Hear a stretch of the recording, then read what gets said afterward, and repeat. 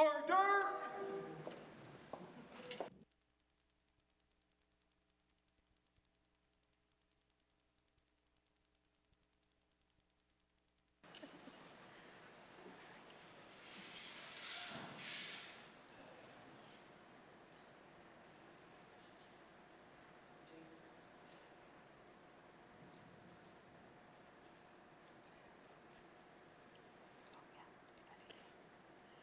Atane kanyakto dilang nelid kikaw kuat katimanaktot iliwitki kamanaktotin nalungitchotin hibunik rakput nalungin yakap ko atanek ukuat iling kailit kita waptikun hulyakapta iliwit kamanaktotin isumakrapting nik isaktoamik pekpangnaktoamik atanek ay chokalit kiptigut uvlupak inyubut inyuit humilaka hawaut taray kabut atanek ilibit ikayo haligit kiptigut iswatun hawaut taray huklut ilibit ki tap ko aptaok nalungin niya ritin hunayak tilakrak putik pakrapak nalungin niya kapko ilaya kalo kapta nagalunin hunalaka pigalo manunapting ni ilibit muna kanya kaptigut kuyak paralichut Uvlupakahin muna kalicho maiptigut uwane katemaruane ilokata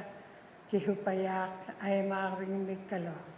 Diyos sa tingagun apiripin. Amen. Please be seated.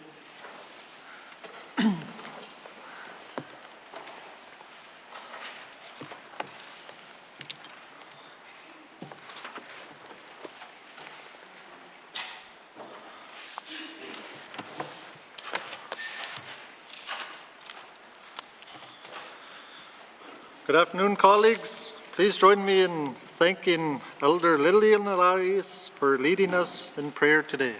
Thank you. Before we begin, I want to take a moment to acknowledge the wildfires and flooding impacting our communities across the territory. If you or your community has been impacted by the fires south of the lake or by the flooding in my riding, please know that our thoughts are with you all. If you are impacted, I encourage you to work with local emergency officials. I want to personally thank the leaders and staff people who have been working tirelessly to help the affected residents. If you have not been impacted, but you want to help those who are, I encourage you to make donations and reach out to those who are providing assistance. As Northerners, we help each other when and how we can. We are here for each other. Colleagues, we have not been together in this house since March 30th, 2023, and I am pleased to welcome you back. It's great to be here. Although we have not met in this house in nearly 2 months, I know you have all been busy in our communities. Our committees, have met numerous times and have traveled and discussed legislation with residents.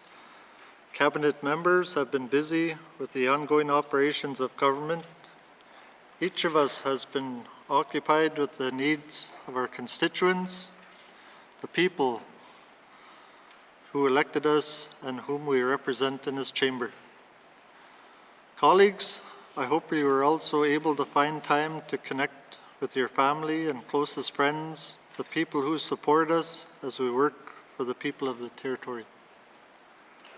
Springtime in the Northwest Territories is a beautiful time. The days are getting longer, the birds have returned from the south, and the waterways are opening up.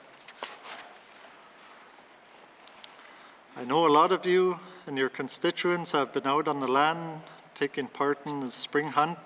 I wish everybody success and safety on the land. And I hope you get a good tan like I did over the spring. Colleagues, please join me in welcoming our pages to the chamber. It is an honor to share this space with our youth. Merci.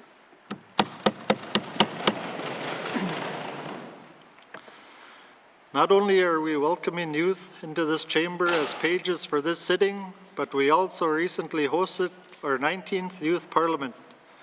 It was inspiring to hear our youth read their statements and debate motions in this chamber. Our Youth Parliament is a wonderful program that I am very proud of, and I want to thank the staff who made this successful again this year. I have said many times that I believe our youth are our future. Based on what I've seen and heard during our Youth Parliament, I am confident our future is in good hands. I would also like to welcome our interpreters back to the Assembly and thank them for their work. Our language are vital to us as Northerners. They tie us to our culture and to the land and to one another. Our interpreters make it possible for us to use, strengthen, and honor our languages. During this sitting, I am honored that we will be able to provide interpretation into the following languages: Dene Sulane Yate, Inuvialuktan, Dene Kede,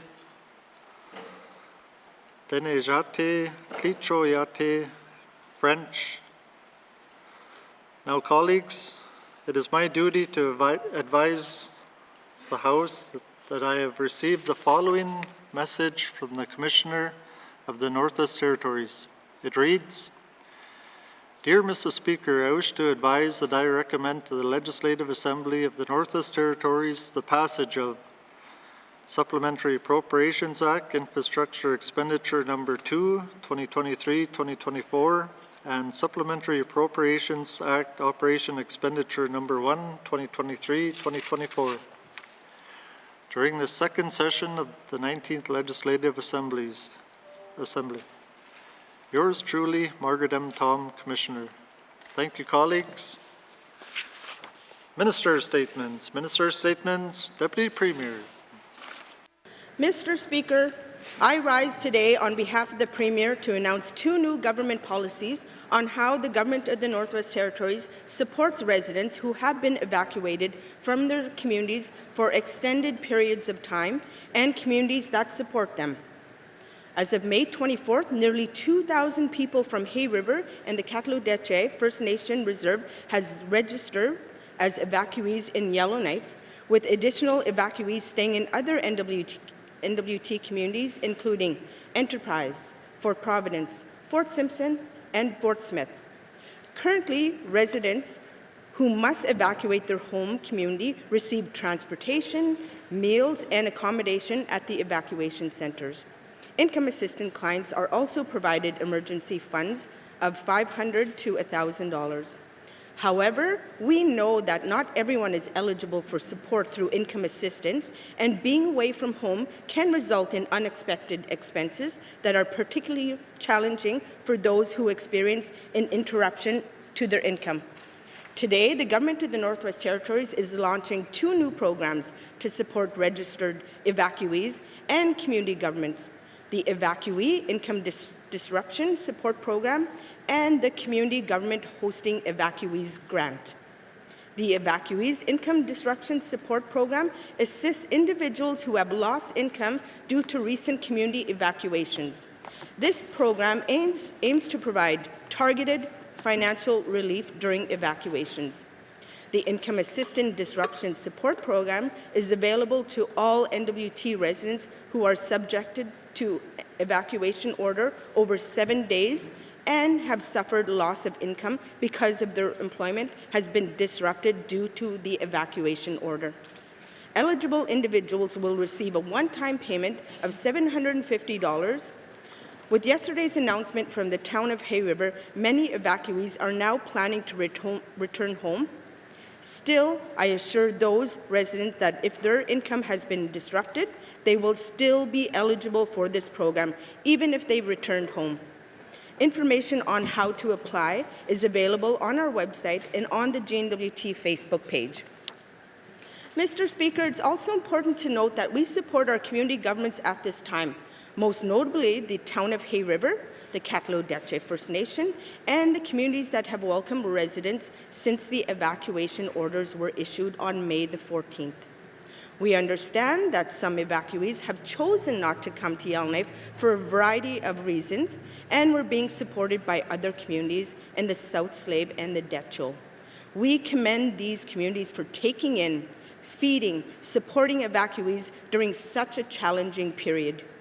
In order to assist communities who have been unable to secure funding from other sources, the N.W.T is launching the Community Government Hosting Evacuees Grant, which is a grant designed to help eligible community governments cover costs associated with supporting registered evacuees, including staffing, lodging, meals, and the provision of essential services. Municipal and Community Affairs Minister Shane Thompson has already sent letters to relevant communities advising them of this funding, which is separate from what is provided to communities operating official evacuee centres. Communities seeking the Community Government Hosting Evacuee Grant will have up to 30 days from the date of the evacuation order is lifted and/or community residents are available to return home to apply for this grant through the program. We announced both programs today, and more information is available for residents and community governments on the N.W.T website or our N.W.T Facebook page. We know this wildfire season is going to be challenging. The evacuation event for Hay River and N.W.T First Nation serves as a reminder to all of us to do everything we can to be ready for emergencies, include being prepared for evacuation on short notice, and wherever possible, having plans in place to safeguard personal health and safety, as well as economic well-being, and your families, members, and pets as well, Mr. Speaker. This is exceptionally challenging period for many N.W.T residents, and we must continue to lean on each other in the days and weeks ahead. N.W.T residents and community have this government's full support. The N.W.T is incredibly grateful to the communities and the residents of Yellowknife who have welcomed so many evacuees with open arms and open hearts. I also want to thank everyone involved in supporting evacuees at the multiplex here in Yellowknife and in Enterprise, Fort Providence, Fort Simpson, and Fort Smith, as well as any other communities that have welcomed evacuees. Your compassion and time have not gone unnoticed. Further, on May 18th, the N.W.T announced it's committed to supporting fire evacuees from Hay River and N.W.T First Nation through a donation matching program through the United Way N.W.T. The N.W.T is matching donations up to $150,000, providing critical assistance to those affected by the ongoing community evacuations. 100% of donations raised through United Way N.W.T 2023's wildfire response fundraising campaign will go towards supporting evacuees. The community and corporate support we've seen for this campaign has been truly inspiring, and I want to thank the donors for their generosity. On behalf of the Government of the Northwest Territories, I want to give our heartfelt thanks to the crews on the ground, the pilots, the air attack officers, and tanker-based teams for their incredible support to combat these wildfires. Queen Aini, Mr. Speaker. Thank you, Deputy Premier. Minister statements. Minister statements. Minister responsible for housing N.W.T. Mr. Speaker, today I want to extend my continued sympathy to the families of two men who gave so much to our territory and also highlighted how our government will be honoring their memory for years to come. I'm of course speaking about the loss of exceptional two men, former Housing Minister Alfred Moses and former Housing N.W.T President CEO Mr. Tom Williams. I have carried their memory in this portfolio, advancing our relationship with Indigenous governments, and most importantly, working directly with our communities. It is because of their leadership and support that we have been able to take the National Housing Strategy and convert it into successful relationships and funding for housing in the Northwest Territories. During the 19th Legislative Assembly, examples in this government include individual partnership agreements with Indigenous governments for housing, as well as direct funding from Canada to Indigenous governments for housing-related infrastructure projects. I'm pleased to be a part of this success in this relationship and all relationships throughout the Northwest Territories that open the door for housing and N.W.T to be successful in the Northwest Territories. I'm still saddened by the passing of Alfred Moses and Tom Williams, and during the time of this government, in respect of their work and accomplishments for this government and this portfolio, today I would like to announce scholarships in both their names. The two new scholarships that Housing N.W.T has recently introduced, the Alfred Moses Memorial Scholarship and the Tom Williams Memorial Scholarship, to recognize and celebrate students who have provided positive contributions to housing programs across the territory. These scholarships are in memory of Alfred and Tom, who demonstrate a profound commitment to addressing housing issues throughout the Northwest Territories. Mr. Speaker, Housing N.W.T will offer 6 scholarships of $1,000 in the name of Alfred Moses and 6 scholarships in the name of Tom Williams. Both scholarships will award one in each of the 5 Housing N.W.T districts and one in Yellowknife, are available to students who are entering into the field related to housing. Applications will be open. The closing date is July 5th of this year. Housing N.W.T already strongly supports the development of apprenticeships, which was a huge commitment of Mr. Williams in the maintenance and trades, and these new scholarships will provide additional support to widen our workforce and students to become interested as they complete post-secondary and secondary education programs. Mr. Speaker, as we previously shared with the members of the Legislative Assembly, we will work with the Department of Education, Culture and Employment to promote and coordinate Housing N.W.T's apprenticeship program to secure additional candidates throughout the territory. Housing has a targeted 12 local housing organization apprenticeships positions every year. Mr. Speaker, Housing N.W.T understands that investing into our youth means a better future for our residents. Our values include innovation, stability, and collaboration. With the introduction of these scholarships, we are expanding our support to many students and apprenticeships across the Northwest Territories. We believe this will help strengthen our workforce with the more skilled workers and leads to a brighter future for housing solutions. Mr. Speaker, Alfred Moses and Tom Williams have made a lasting impression on my life.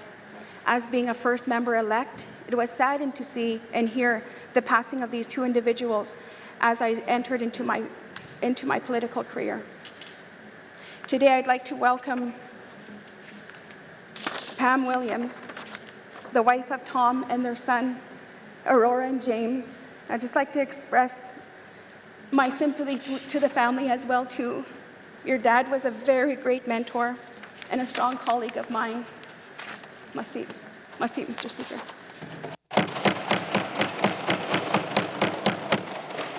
Thank you, Minister. Minister statements. Minister statements. Deputy Premier. Thank you, Mr. Speaker. Mr. Speaker, I wish to advise the House that the Honourable Shane Thompson will be absent from the House for today and tomorrow to attend a federal, provincial, territorial Minister for Conservation, Wildlife and Biodiversity meeting in Ottawa, Ontario. I also wish to advise the House that the Honourable Caroline Cochrane will be absent from the House for today and tomorrow due to illness. Thank you, Mr. Speaker. Thank you, Deputy Premier. Minister statements. Minister statements. Member statements. Member statements. Member for Inuvik Twin Lakes. Thank you, Mr. Speaker. Mr. Speaker, today with the permission of Frank Rubin's mother, Laura, I'd like to speak to everybody here and throughout the Northwest Territories and beyond to tell you about Frank, who has been in Fort Smith attending college and was last seen on May 6, 2023. Frank is 30 years old from Aklavik. Frank is Inuvialuit and Gwich'in. He has a beautiful blended culture and is passionate about his traditional values he learned throughout his life. Frank loves learning and speaking the Gwich'in language. He had the most fun on the local radio station with his mentor, Elder Annie Buckle. He also taught Gwich'in to the children of the Aklavik Jordan's Principal program. Frank has a beautiful smile that captures anyone's heart His smile could light up any room, and he could make you laugh from your tummy with his silly gestures and his acting behavior. Frank loves taking care of his appearance with all his brand name clothing, always looking sharp the way he dresses.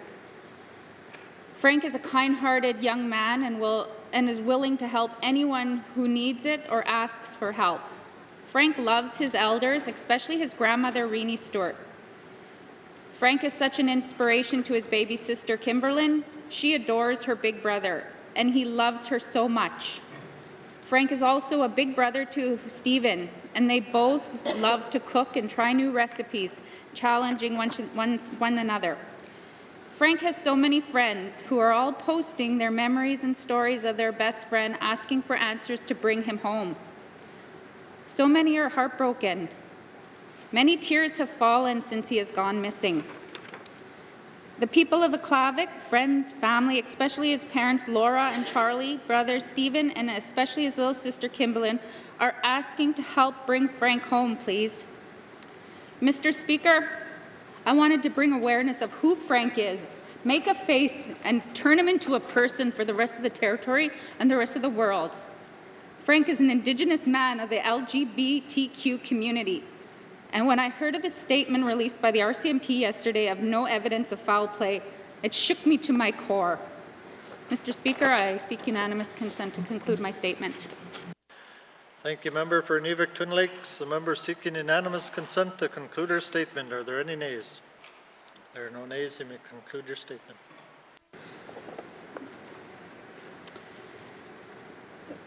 Mr. Speaker, if there is no foul play, then where is he? He wouldn't just disappear.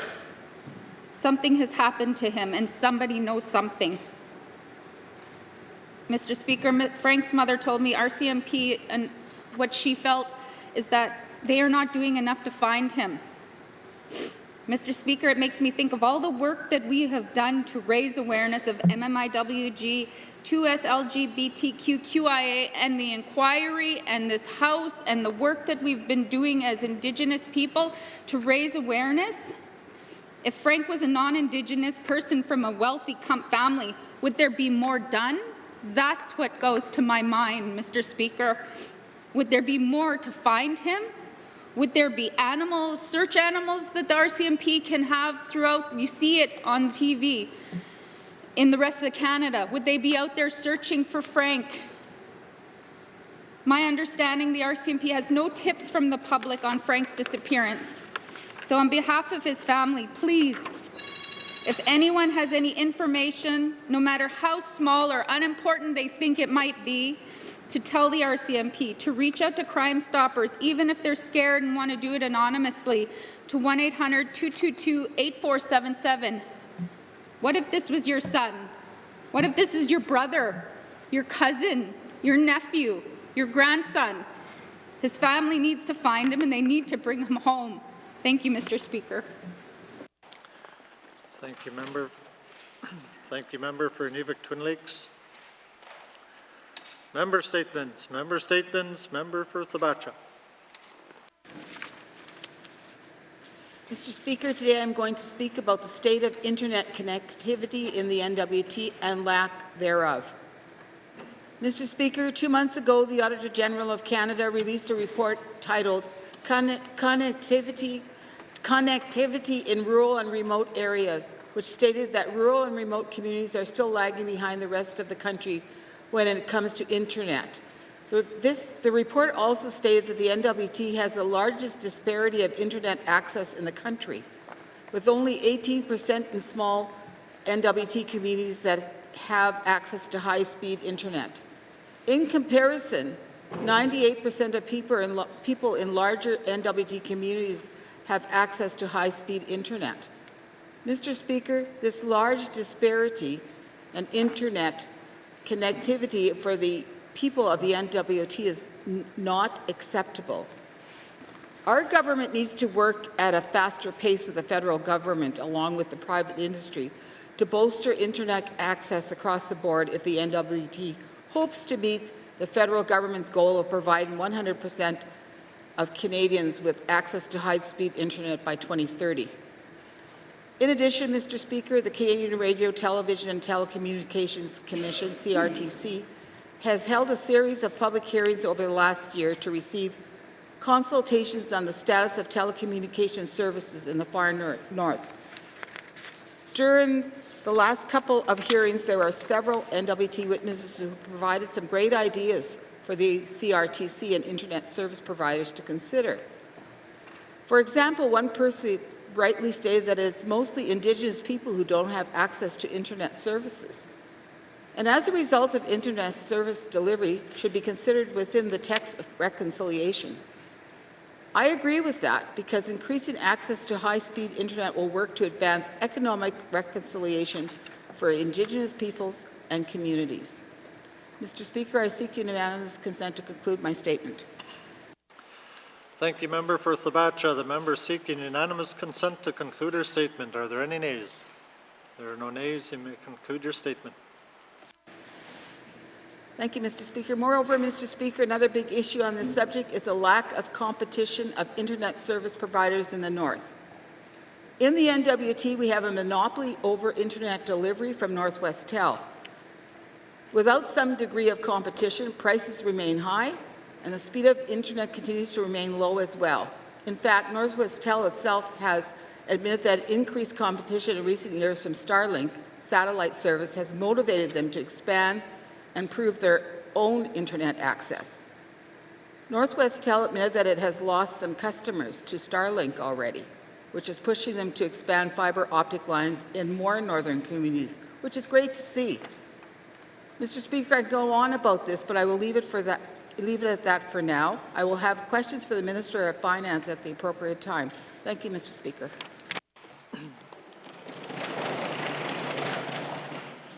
Thank you, Member for Thabacha. Member statements. Member statements. Member for Great Slave.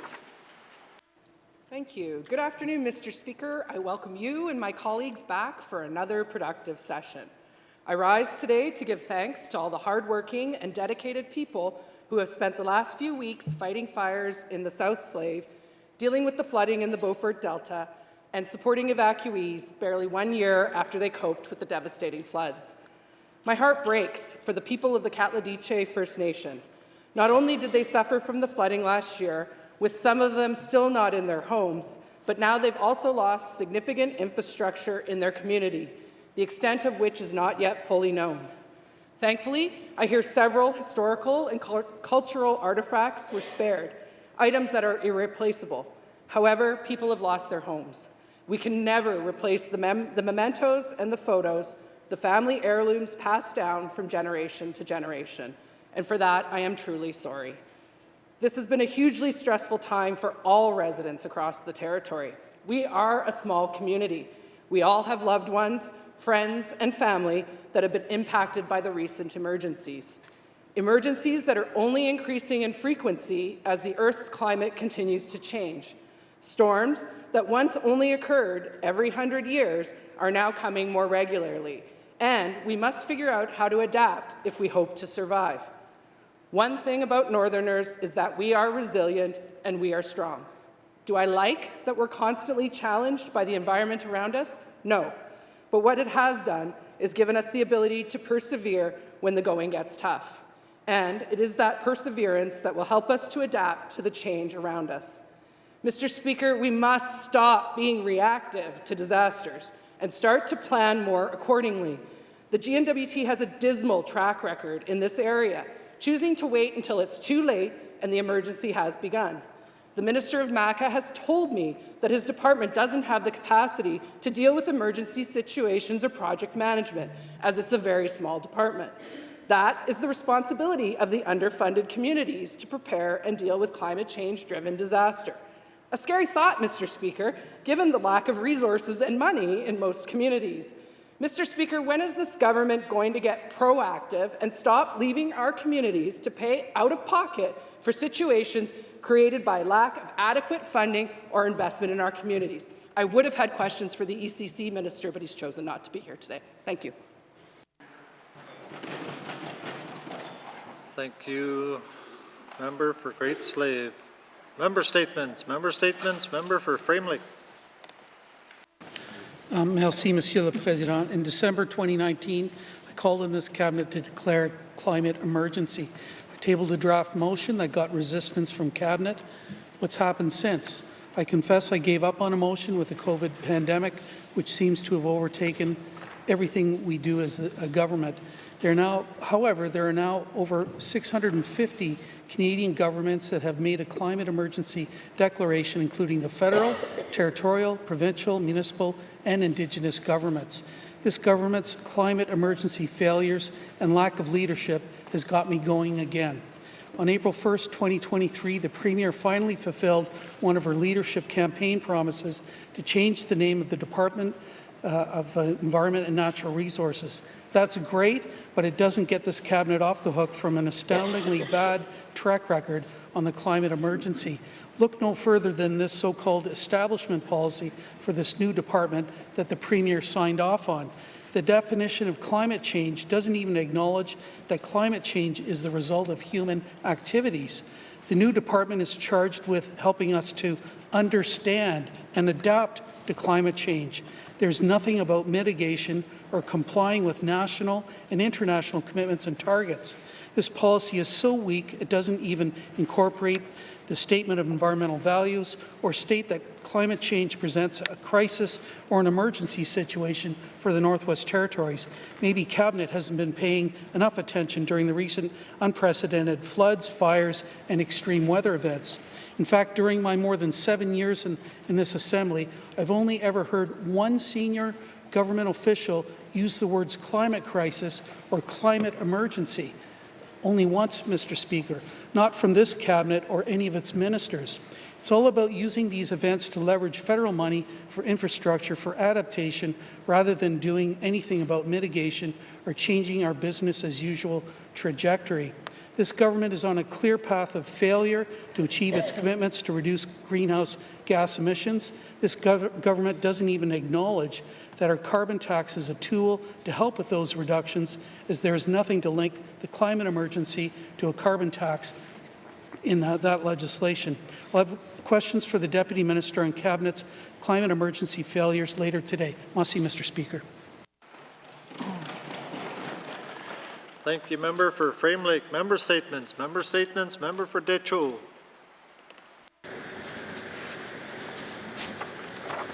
Merci, Mr. Speaker. Mr. Speaker, Sunday, May 14th will go down as the day the residents of Acknowledgements First Nations will never forget. That is the day a fire was started by unknown sources close to the old village and the new site of Acknowledgements. By late afternoon, the fire gained momentum and grew by the minute. That for the safety of KFN residents, they were evacuated across the river to Hay River.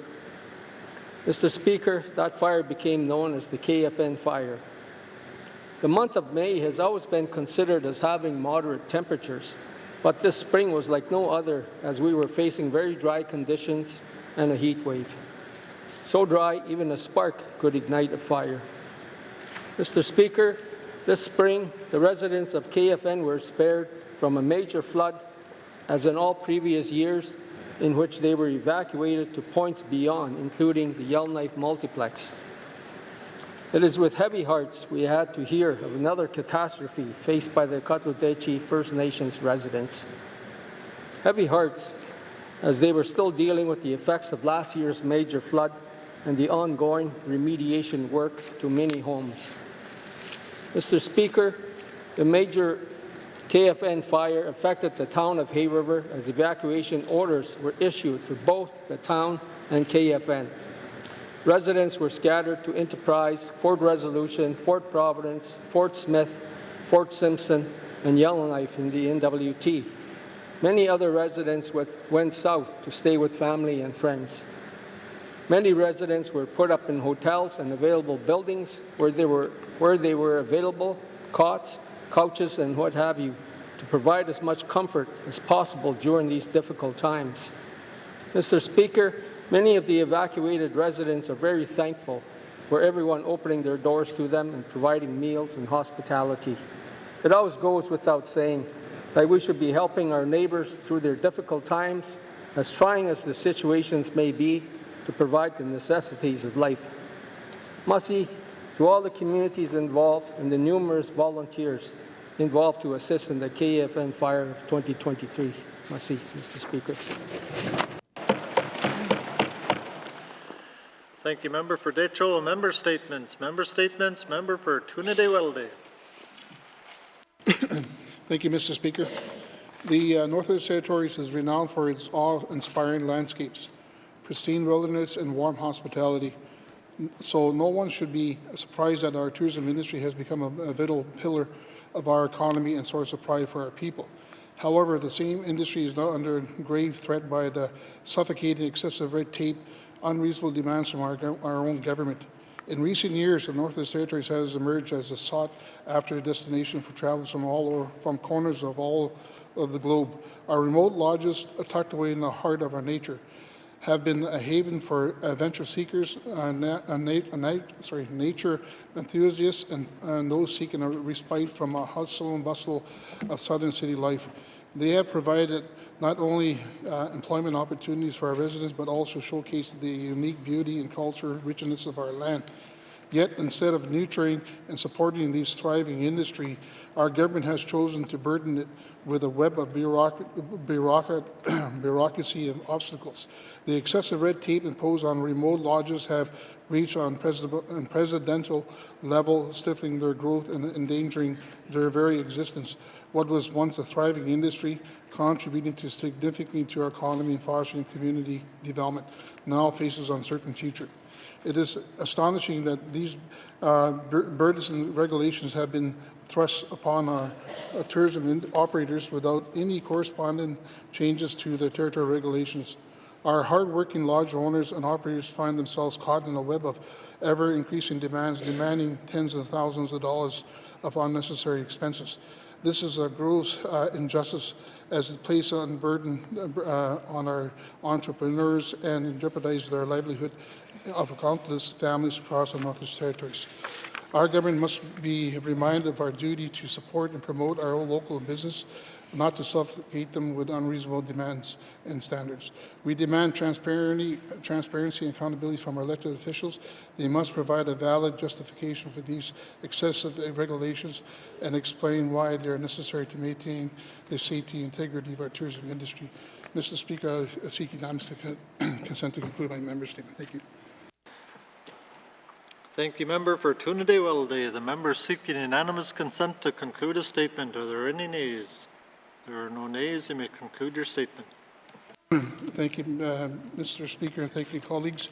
I'm calling upon the Minister of ITI to work with her colleagues to reevaluate their approach and support the hardworking lodge owners and operators who have poured their blood, sweat, and tears into creating a unique experience of our visitors. Their dedication, passion, and unwavering commitment have brought the wonders of our land to the world. We need a government that fosters an environment conducive to growth and innovation, not the ones that stiffen it. We cannot allow excessive red tape to strangle our tourism industry and rob us of our opportunities it brings. It is time that our government respects the needs of our tourism operators while ensuring the safety and satisfaction of our visitors with a fair and supportive environment for our tourism industry. I would have the questions for the appropriate minister at the appropriate time. Merci, Mr. Speaker. Thank you, Member for Trinidad-Welde. Member statements. Member statements. Member for Mumfway. Thank you, Mr. Speaker. Mr. Speaker, my member statement is regarding the Corporate Registries Division of the Department of Justice. Mr. Speaker, first of all, I would like to compliment the Department of Justice Corporate Registries Division for the accessibility of information of all societies registered in the N.W.T. Each society's constitution, financial statements, and list of directors' information is available to all simply by accessing the information for a modest fee. However, Mr. Speaker, when it comes to corporation, the access to important information is not available. The ownership of each privately held registered in the N.W.T is hidden from the public. The province of Alberta and other jurisdictions have made ownership disclosure mandatory for all registered private corporations. The N.W.T should do the same. Mr. Speaker, currently, We have many unknown companies operating in the N.W.T. Many do not bother to obtain local community government business license. We have concerns about some of the business practice of these companies. If they do not pay their bills, how can we follow up? We would like to know who these companies are and who owns these corporations. Mr. Speaker, I will have a question for the Minister of Justice at the appropriate time. Thank you. Thank you, Member for Mumphrey. Member statements. Member for Yellowknife North. Thank you, Mr. Speaker. I grow increasingly concerned that the procurement review is never going to end, Mr. Speaker. And I don't mean in a good way, that we'll continually review our policy and make sure we are improving procurement for the residents. I mean that we will never actually complete it and change the policies that define G&W.T procurement. And this isn't just a suspicion, Mr. Speaker. In the G&W.T's own work plan, they say by the end of this assembly, they will identify potential policy mechanisms to support enhanced Indigenous procurement. Mr. Speaker, what this should read is that we will create an Indigenous procurement policy with set out targets by the end of this assembly. I do not know whether we will have an Indigenous procurement policy in this assembly or the next, Mr. Speaker. I do not know whether our P3 policy will be amended. I do not know whether we will create a consolidated purchasing policy as recommended by the procurement review. We say we are going to finally make changes to the definition of a northern business in the business incentive policy by the end of this government, Mr. Speaker. Well, time is ticking to get that policy through cabinet approvals. I have not seen that, Mr. Speaker, so certainly not enough time for regular MLA's feedback. Additionally, Mr. Speaker, there was recommendations for targets for negotiated contracts. There was recommendations that the G&W.T consider its approach to leasing. I have repeatedly asked in this House to change the leasing of improved real property policy from 1998, Mr. Speaker, and what I'm told is that we have to wait for the procurement review to be done. Yet the procurement review work plan makes absolutely no mention of leasing. So why am I being told that that has to be done when it's not doing anything to do with leasing, Mr. Speaker? Mr. Speaker, at this point, this government has spent hundreds of millions of dollars on procurement, all while talking about how we're going to improve procurement, but not actually changing the policies. These are executive-level policies. They take time to get through cabinet. I get that, but let's get them done before this assembly is done and put a bow on procurement so we can end this review once and for all. I'll have questions for the Minister of Finance. Thank you, Mr. Speaker. Thank you, Member for Yellowknife North. Member statements. Member for N.W.T. Thank you, Mr. Speaker. Mr. Speaker, today I rise in the House to pay respects to the constituents who passed since our last sitting. You know, Mr. Speaker, when I bring their names up in the House, their names will never be forgotten because it's in Hansard. And the history in the history books of N.W.T. for all my constituents in N.W.T. I just want to pay my respects to the deceased Harley Sam Tudjuk Adam, young baby, son of Jeffrey Adam, Susie Tudjuk of Tuktoyaktuk. Harley survived by his parents, his grandparents, and many siblings and relatives. Edith Tootsie Lute, daughter of Eddie and Alice Grubin of Tuktoyaktuk, survived by her children Erica, Ariel, Bobby, Lute, Alyssa, Alicia, and Alice, and many grandchildren and sisters and relatives. Billy Panuktaluk of Tuktoyaktuk, son of Bob and Mabel Panuktaluk, survived by partner Barbara Panuktaluk, daughter Lynette Panuktaluk, and many brothers and sisters and grandchildren and relatives. Buddy Grubin of Tuktoyaktuk, son of Charlie and Persis Grubin, survived by daughter Heavenly Gloria Elias and grandchildren, his brothers and sisters and relatives, and he will be sadly missed, and a lot of good hunting with Buddy when I was younger. Catherine Kadigariguk, daughter of Richard and Winnie Kadigariguk, survived by son Gilbert, and many family, friends, and relatives. Alison Raddy, passed of Tuck. Her brother or sister Betty, survived by sister Betty, Leslie, Tony, and Vincent. In Inuvik, my uncle Scott Kusuk, To all the family, thoughts and prayers are with you all. And whoever lost loved ones across the Delta, across the Northwest Territories, thoughts and prayers are with you all. Thank you, Mr. Speaker. Thank you, Member for N.W.T. Our thoughts and prayers are with the family and communities at this time.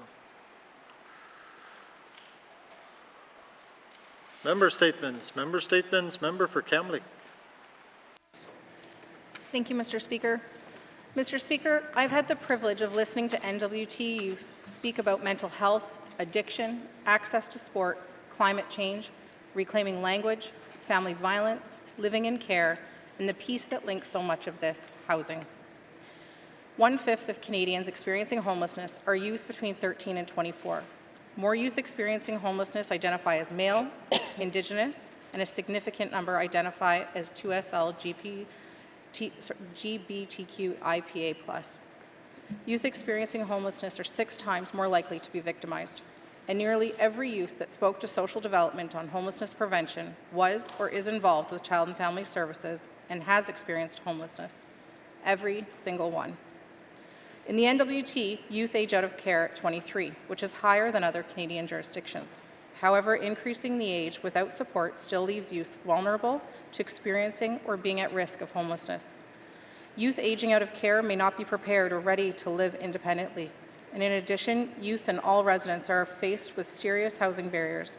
In many communities, there are 0% vacancy rates for affordable housing. In addition, a lack of resources and high costs of living leave youth vulnerable to homelessness.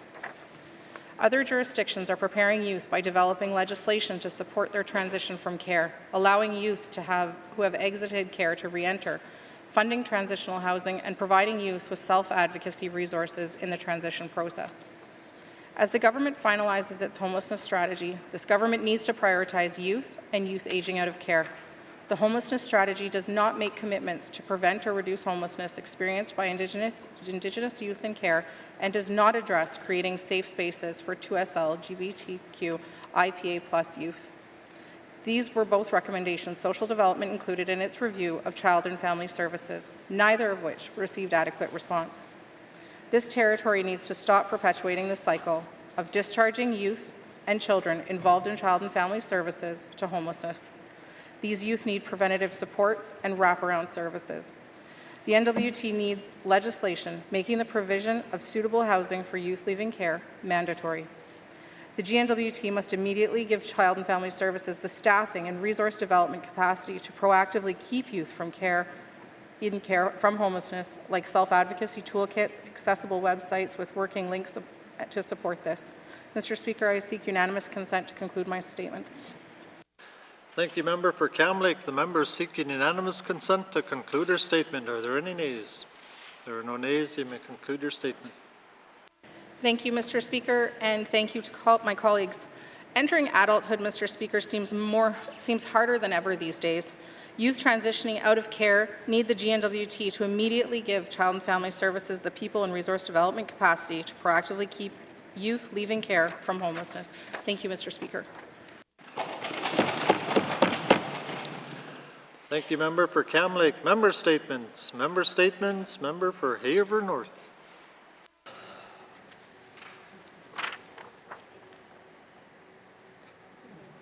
Thank you, Mr. Speaker. Mr. Speaker, there's no place like home. And I think that the residents of Hay River know that as well as anyone. For the second year in a row, the entire community of Hay River as well as KFN have been evacuated in the middle of the night. And finally today, the majority of residents of Hay River can go back to the community, and I'm sure many of them are on the road right now. I'm sure many of them were on the road yesterday. Unfortunately, our neighbors, our friends, our family, our co-workers at KFN, they don't have that same luxury, and so our hearts go out to them. I want to take this opportunity to thank a lot of people. And I might miss some, but my intention is really to thank everyone. It is a big deal when 2 entire communities evacuate and they have to go somewhere. So a lot of people have to help. And first and foremost, I want to thank those fighting the fires on both sides of the river. We have over 150 firefighters working on it. We have the structural firefighters in Hay River patrolling that side of the river. We have a number of first responders in there doing their part, and they've been working full out for the past 10 days. So we're so appreciative of their efforts. Because of those efforts, the fire that damaged KFN and is threatening Hay River is now been downgraded to being held from out of control. And Mr. Speaker, from what I've heard, the comments from firefighters who've been around for 50 years and those who are brand new, they have a lot of, I guess, respect for this fire. I mean, it's big, it's powerful, there's a lot of fuel out there for this fire, and so while it may be being held now, it is still threatening. So I want to make sure that even though we are allowed to go home, we are going home, the residents are prepared to leave on a moment's notice if they need to, because that fire, it's only 6 kilometers away from my community. That's a few hours if the winds shift. So it can come back. So I want to make sure everyone has their gas tank full and a bag packed. I want to thank all the communities, the individuals and the businesses that opened up their arms to the residents of Hay River. Mr. Speaker, I seek unanimous consent to conclude my statement. Thank you. Thank you, member for Hay River North. The member seeking unanimous consent to conclude a statement. Are there any nays? If there are no nays, you may conclude your statement. It's no small feat to house and feed 4,000 people, and that's exactly what happened. I want to thank the staff and the volunteers who are providing support at all of the evacuation centers. I want to thank everyone who's made donations. I want to thank all of my colleagues here as well. Every time I had to call one of my cabinet colleagues, they answered the phone. A number of the regular members have reached out, offered their support, so personally I want to thank them as well. Mr. Speaker, this is the 2nd year in a row that this has happened now. For those of us living on Vail Island, I believe it's the 4th year in a row we've had to evacuate. Residents were scattered all across the Northwest Territories, Alberta, some went to British Columbia, I'm sure there's some elsewhere. I was here in Yellowknife and I spent my days at the evacuation center speaking with constituents and residents of KFN, and I want them to know that I did listen. I heard what they had to say and I relayed those messages to Cabinet every single day. They talked about their accommodations, they talked about their safety at the evacuation center, they talked about challenges housing their pets, they talked about their finances and the challenges, affording to evacuate. And so I did bring those to the ministers every single day, and I want to thank Cabinet for coming forward with a new evacuee financial support program, the first time that's ever been done in the territory. So that's very much appreciated. It's not going to make anyone whole. Not everyone's going to be eligible, but it will help many of those in need. Mr. Speaker, I want to say that this was a tough one. There was a different feeling this year from last year when we evacuated from the flood, and that's because we are still recovering from the flood. We're recovering from a number of drug poisonings. There's been an explosion in Hay River. It's been a tough year. People are stretched financially, emotionally, and nerves really are frayed. So I know yesterday when we got word we could go home, everyone breathed a sigh of relief. We got to relax our shoulders a little bit, and you could see it walking around town. There was a different mood. So I just want to make sure everyone who is home stays safe and is prepared in case the worst happens again. So thank you very much, Mr. Speaker. Thank you, member for Hay River North. Member statements. Returns to oral questions. Minister responsible for education, culture, and employment. Mr. Speaker, I have a return to oral question asked by N.W.T Twin Lakes on February 13th, 2023, regarding the impacts of COVID-19 on education. The question is, what is known about high school attendance rates through COVID-19, the attendance rates in small communities versus regional centers, and Indigenous students' attendance?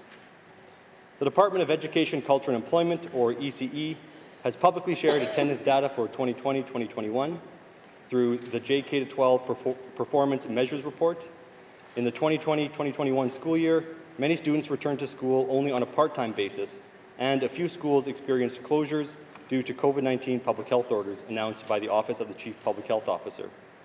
The Northwest Territories school system was able to adjust the collection of attendance data to capture remote learning, However, the effects of the pandemic impacted and continue to impact the ability to compare current attendance rates to pre-pandemic rates. Additionally, attendance rates for 2019-2020 school year only reflect the portion of the school year that included face-to-face and in-class instruction. From September 2nd, 2019 to March 13th, 2020, prior to the school closing. As a result, data for the 2019-2020 and 2020-2021 school years remains incomparable to previous school years. ECE publishes attendance data by grade, education body, and community type, but not ethnicity. Further detail regarding the 2020-2021 attendance data can be found on pages 47 to 49 of the JK-12 Performance Measures Report. Overall, attendance in the N.W.T. for the 2020-2021 school year was 79.9%. In Yellowknife, it was 85.3%. In regional centers, 75.5%. And in small communities, 76.3%. The 2021-2022 attendance data is currently being verified and will be included in the JK-12 Performance Measures Report for 2021-2022, which is tentatively scheduled for release in June 2023. In October 2022, ECE released the COVID-19 Impact Indicators Report. This report examined available data on the effects of COVID-19 on the N.W.T. JK-12 education system. The report found that attendance was difficult to properly maintain in 2019-2020 through to the 2021-2022 school period, and that inferences from this time are therefore difficult to make. ECE will continue to collect, analyze, and report on data related to the impacts of COVID-19 to better understand the pandemic's effect on education and improve student outcomes. Question: does the department identify and support students to complete their high school education that did not graduate and are ineligible for post-secondary studies? Once students have entered high school, they begin taking courses and earning credits towards graduation. A total of 100 credits are currently needed to graduate. Although there are generalities around the order in which students take courses, there are no strict rules around courses and years. As such, students can continue to take high school courses year after year until they complete the 100 required credits for graduation. For some students, this can take only 2 years, and for others, it can take upwards of 5 years. The Career and Education Advising, or CEA program, exists in schools to assist grade 9 to 12 students through a career exploration process. The CEA program supports them in making career or education development and transition choices and accomplishing related tasks, such as work experience, career, post-secondary or other training, and community living. There are 8 career and education advisors, with 3 based in the Yellowknife region, 1 in the South Slave, 1 in the Decho, 1 in the Tlicho, and 1 in the Satu, and 1 in the Beaufort Delta. Full funding is available for students up to 21 years of age, with partial funding available for students older than 21 years of age to continue taking courses in high school. Students can choose to leave high school before graduating, but they are never removed from high school for not meeting graduation requirements. If a student contacts the department or the District Education Council, support will be provided so long as they are under the age of 21. If they are older than 21, individuals are able to seek supports through Aurora College's community learning centers. Question: is there a funding cap through the SFA program for students who might need multiple years of university prep? The Student Financial Assistance, or SFA program, offers full and part-time assistance to Northwest Territories residents attending accredited post-secondary programs at an approved post-secondary institution. The SFA program supports eligible students who attend the Aurora College Occupations and College Access Program, or OCAP, and the University and College Access Program, or UCAP. There is no funding cap for students who access OCAP or UCAP. As long as the students remain eligible, they are able to access SFA funding for these programs. While the SFA program offers assistance to students enrolled in OCAP or UCAP at Aurora College, the program does not provide assistance to students enrolled in other academic upgrading at Aurora College or any post-secondary institution. ECE has completed the SFA program review and is proposing changes that will help to reduce the barriers students face in pursuing post-secondary education, such as removing all semester limits for Northern Indigenous students and expanding remissible loans to all N.W.T. residents. ECE believes these changes will better support students who need additional time to complete their post-secondary studies, including more time completing prep. Thank you, Mr. Speaker. Thank you, Minister.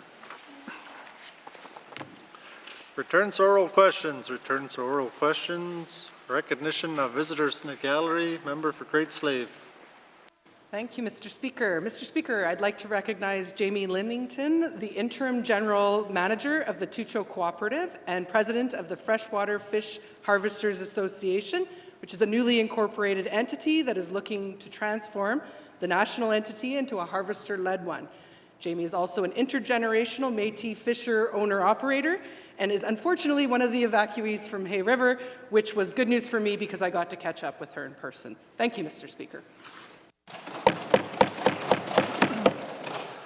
Thank you, Member for Great Slave. Recognition of visitors in the gallery. Member for Frame Lake.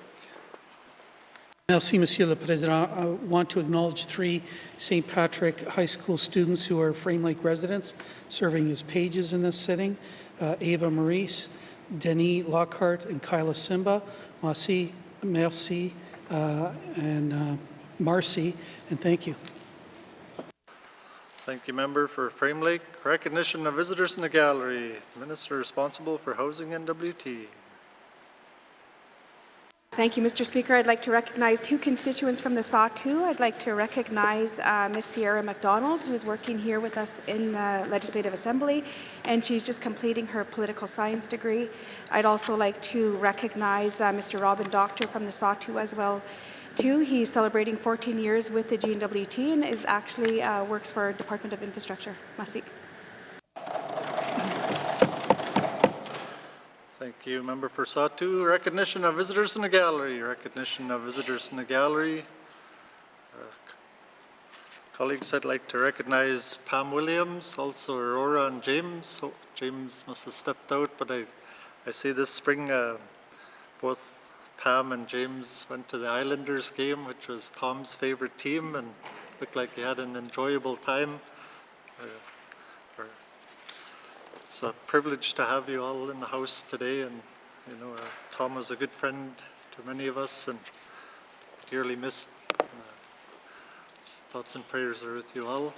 And if we have missed anyone in the gallery today, welcome to the chamber, and I hope you are enjoying the proceedings. It is always nice to have people in a public gallery. Thank you. Recognition of visitors in the gallery. Recognition of visitors in the gallery. Acknowledgements. Acknowledgements. Oral questions. Oral questions. Member for Yellowknife North. Thank you, Mr. Speaker. At the start of this assembly, there was a lot of talk about Indigenous procurement policy, and then the feds, they stepped up and they created some targets for Indigenous procurement, and as well as the Yukon, and we kind of seem to fall apart on that. And now our plan says we're going to identify some potential solutions and maybe get this work done. I'm actually a little confused whether we will have a clear Indigenous procurement policy in the life of this government. So my questions for the Minister of Finance is, where are we at in regards to creating an Indigenous procurement policy? Thank you, Mr. Speaker. Thank you, Member for Yellowknife North. Minister responsible for Finance. Thank you, Mr. Speaker. Mr. Speaker, we don't need to do things the way Yukon or the federal government do. I know the Yukon process wasn't necessarily greeted with 100% pleasantness from the members around, from the Indigenous governments in the Northwest, in the Yukon, nor from their businesses. Where we are on this one, Mr. Speaker, Indigenous procurement policy has gone to the Northwest Territories Council of Leaders and our modern treaty and self-government tables. This is where it belongs. These are the groups that are going to be impacted. These are groups that need to have a voice and need to have a role in developing this policy. So we're taking this through that process. They've already met with officials. It's already on the agenda for the upcoming Council of Leaders meeting. The work is already moving forward in terms of developing the internal process that they'll be using to look through what steps they need to take to define an Indigenous business and define a Northern Indigenous business, and how we can work through ensuring that any policy we apply is in line and respectful of the treaty obligations that we have to modern treaty holders and their economic chapters. So, Mr. Speaker, I'm not putting a deadline on this. The intention was never to force through a policy and to place it down on Indigenous businesses or Indigenous governments. It really is to work with them, and that work is now well underway. Thank you. Thank you, Minister. Oral questions. Member for Yellowknife North. Yeah, thank you, Mr. Speaker. You know, I worry that this is going to get caught in negotiations, and hopefully by the next Assembly we'll have an Indigenous procurement policy.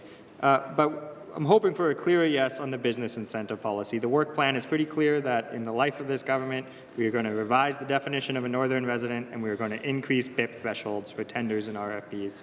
Can the Minister provide us an update about whether that work to finish the BIP review and amend the BIP policy will be done in the life of this Assembly? Thank you, Mr. Speaker. Thank you, Member for Yellowknife North. Minister responsible for Finance. Thank you, Mr. Speaker. Yes, Mr. Speaker, as I had previously said, the work is well underway and will be delivered in the life of this Assembly. There will be a change to the definition. We're going to be getting rid of the need for a Schedule 3 and getting back to focusing on what the objectives of the BIP really are, which is around investment in the Northwest Territories, encouraging investment, encouraging business growth here in the Northwest Territories, and supporting businesses that support that objective. That definition, as I've said, so it is on its way. It will be here in the life of the Assembly, and the member will have plenty of opportunity to ask me questions about it before the August session. Thank you, Mr. Speaker. Thank you, Minister. Oral questions. Member for Yellowknife North. Yeah. Yellowknife North, yes, sorry. Mixed up there. No more water. Thank you, Mr. Speaker. During the procurement review, there was a couple sections on leasing, and the procurement review panel said that the N.W.T should look into whether there was a different approach to leasing, and then the Department of Infrastructure kind of took that as we can't do any work until the procurement review is done. But I don't actually believe the procurement review is changing anything with leasing. I could be mistaken. But can the Minister let me know whether there is any intention to change any of our leasing policies related to procurement in the life of this government? Thank you, Mr. Speaker. Thank you, Member for Yellowknife North. Minister responsible for Finance. Thank you, Mr. Speaker. Mr. Speaker, leasing does fall a little bit out of the wheelhouse for me in the Department of Finance, but certainly in terms of understanding what's happening as a whole of government, Infrastructure and the Department of the Executive do confirm that they do want to look together at the improved real property policy. They do want to do that once the formal procurement processes for government procurement and public procurement are done, but also in line with the Indigenous procurement policy that I had just described a few moments ago. So that work will be underway once that is complete. It's important to, again, we want to be integrated in the approach here, and we don't want to develop this policy around leasing knowing that there's Indigenous development corporations and Indigenous businesses that are interested in this area until the Indigenous procurement policy work is done. Mr. Speaker, what I suggest is we can certainly add this to our work plan in this area so that there's a clearer timeline and a clearer sense of the work that's happening. Thank you, Mr. Speaker. Thank you, Minister. Final supplementary, Member for Yellowknife North. Yeah, thank you, Mr. Speaker. And I get that perhaps the desire to negotiate an Indigenous procurement policy, which could potentially affect all areas of procurement, has paused some of that other work. I guess perhaps a review of a new work plan that clearly will go on beyond the life of this Assembly of what is being done and when would be helpful. There were some recommendations about the negotiated contracts policy in the procurement review. Some are small, some are larger about setting targets, some are about reporting. I'm a little confused what's being done there or whether that also is completely dependent on first finishing a negotiation on an Indigenous procurement policy. So can the Minister tell me whether any changes to the negotiated contracts policy will occur in this government's term? Thank you, Mr. Speaker. Thank you, Member for Yellowknife North. Minister responsible for Finance. Thank you, Mr. Speaker. Mr. Speaker, there are indeed some guideline changes coming through the Department of EIA to support more clarity around the negotiated contracts policy, but really the challenges here are, as I think the member's pointing out, negotiated contracts policy is right now being used in place of an Indigenous procurement policy to really look at how we are supporting and helping grow Indigenous businesses in the Northwest Territories. So the Indigenous procurement policy really is what is going to be the focal point here. With guidelines, as I've mentioned, nonetheless, in the interim, to help make the negotiated contracts policy more clear. But as far as what we've done here, Mr. Speaker, the Department of Finance does have an improvement already in terms of our overall reporting. There's contracts reporting, there's an online dashboard, there's a lot more online information about how we procure, what's being procured and where. And importantly, Mr. Speaker, vendor performance management has already rolled out, continues to be enhanced, and is at a stage of ensuring that there's actual enforcement around vendor performance management. If we're at a point where we can enforce the contracts and enforce the expectations we have on businesses to be hiring locally, procuring locally, that is going to be addressing the needs of our local businesses. Thank you, Mr. Speaker. Thank you, Minister. Oral questions. Member for Thabacha. Thank you, Mr. Speaker. Mr. Speaker, in April during the CRTC public hearings on telecommunication services in the far north, your Deputy Minister of Finance testified.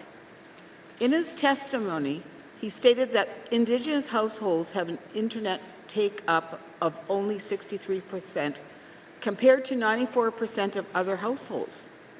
Can the Finance Minister expand on that point and tell us where the statistic came from and what her thoughts are on those public hearings from CRTC? Thank you, Mr. Speaker.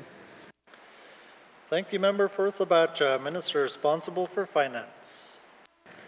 Thank you, Mr. Speaker. Mr. Speaker, there's a lot there, and I think our submission to the CRTC was around 70 pages or so. So let me try to sum up.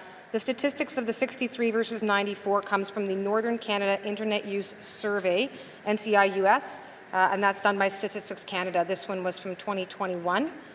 And Mr. Speaker, I would say the public hearings were productive. One very discrete and specific outcome was we saw that Northwest-Tel in fact agreed with a proposal that we've been advocating for, both with the federal government and publicly, around the Connecting Families 2.0 initiative. This is an opportunity where it bridges a digital divide. It's something the Government of Canada keeps telling me is available and yet hasn't been available to residents in the Northwest Territories because we needed an internet service provider to actually participate. So we were pleased that, having raised it yet again, it does seem that we've finally been heard and Northwest-Tel will be participating in that program. Thank you, Mr. Speaker. Thank you, Minister. Oral questions. Member for Thabacha. Mr. Speaker, overall, there's a lack of competition with internet service providers in the N.W.T. Does the minister agree that having more options of internet services for the N.W.T. residents will help reduce the household costs of internet and also bolster the speed of internet in the long term? Thank you, Mr. Speaker. Thank you, Member for Thabacha. Minister responsible for Finance. Thank you, Mr. Speaker. Mr. Speaker, having more competition certainly is one way traditionally and historically that improves affordability in a marketplace. It does, of course, rely on there being the infrastructure to provide the options to the market, and that is still an area where we are challenged here in the Northwest Territories. All that said, Mr. Speaker, this is exactly what we've been expressing at CRTC for some time, trying to balance between the fact that we need significant investments to support infrastructure in a marketplace that wouldn't necessarily have the customers to actually then offset the high costs of the infrastructure, at the same time wanting to get services into the hands of residents and be affordable and available. So one of the reforms we've put forward is reforms to the wholesale access provisions within the Northwest Territories, Mr. Speaker, that are controlled by the CRTC, with the hope that that does help bind that balance between encouraging and allowing for infrastructure development at a high cost, while also ensuring that there's a greater affordability for residents. Thank you, Mr. Speaker. Thank you, Minister. Oral questions. Member for Thabacha. Mr. Speaker, can the minister explain what the government of the Northwest Territories has done over the course of the 19th Assembly to address the issue of internet disparity between the small communities and regional centres within the N.W.T? Thank you, Mr. Speaker. Thank you, Member for Thabacha. Minister responsible for Finance.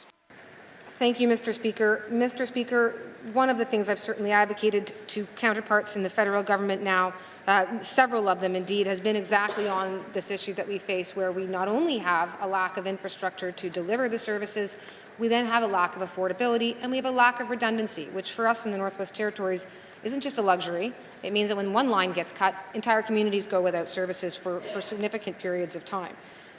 We've suggested ways that the federal government could change their subsidy programs, could change their funding programs, but we've also worked with communities to try to ensure that they are able to apply where applicable to these different funding criteria. And I'll look to the example in the Cleat-Show with the N.W.T highway and the ability to support the Cleat-Show in terms of becoming an applicant. So we certainly are doing, I believe, our part to try to get that message out, to modify what we see. And in fact, the report that the member referenced earlier makes a lot of the same points, that the funding right now, as it's structured under the federal government, needs to be adapted to the needs of the North, needs to be adapted and modified to the needs of the North.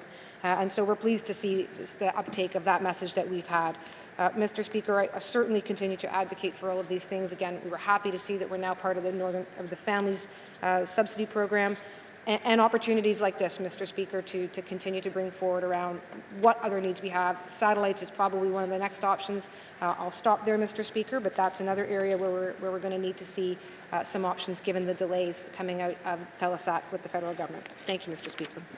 Thank you, Minister. Final supplementary, member for Thabacha. Mr. Speaker, does the minister agree that increasing access to high-speed internet will overall help to advance economic reconciliation for Indigenous peoples and communities within the N.W.T? Thank you, Mr. Speaker. Thank you, member for Thabacha. Minister responsible for finance.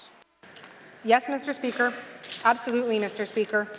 Access to quality, available, affordable, reliable, competitive internet, telecommunications, absolutely, that increases economic reconciliation.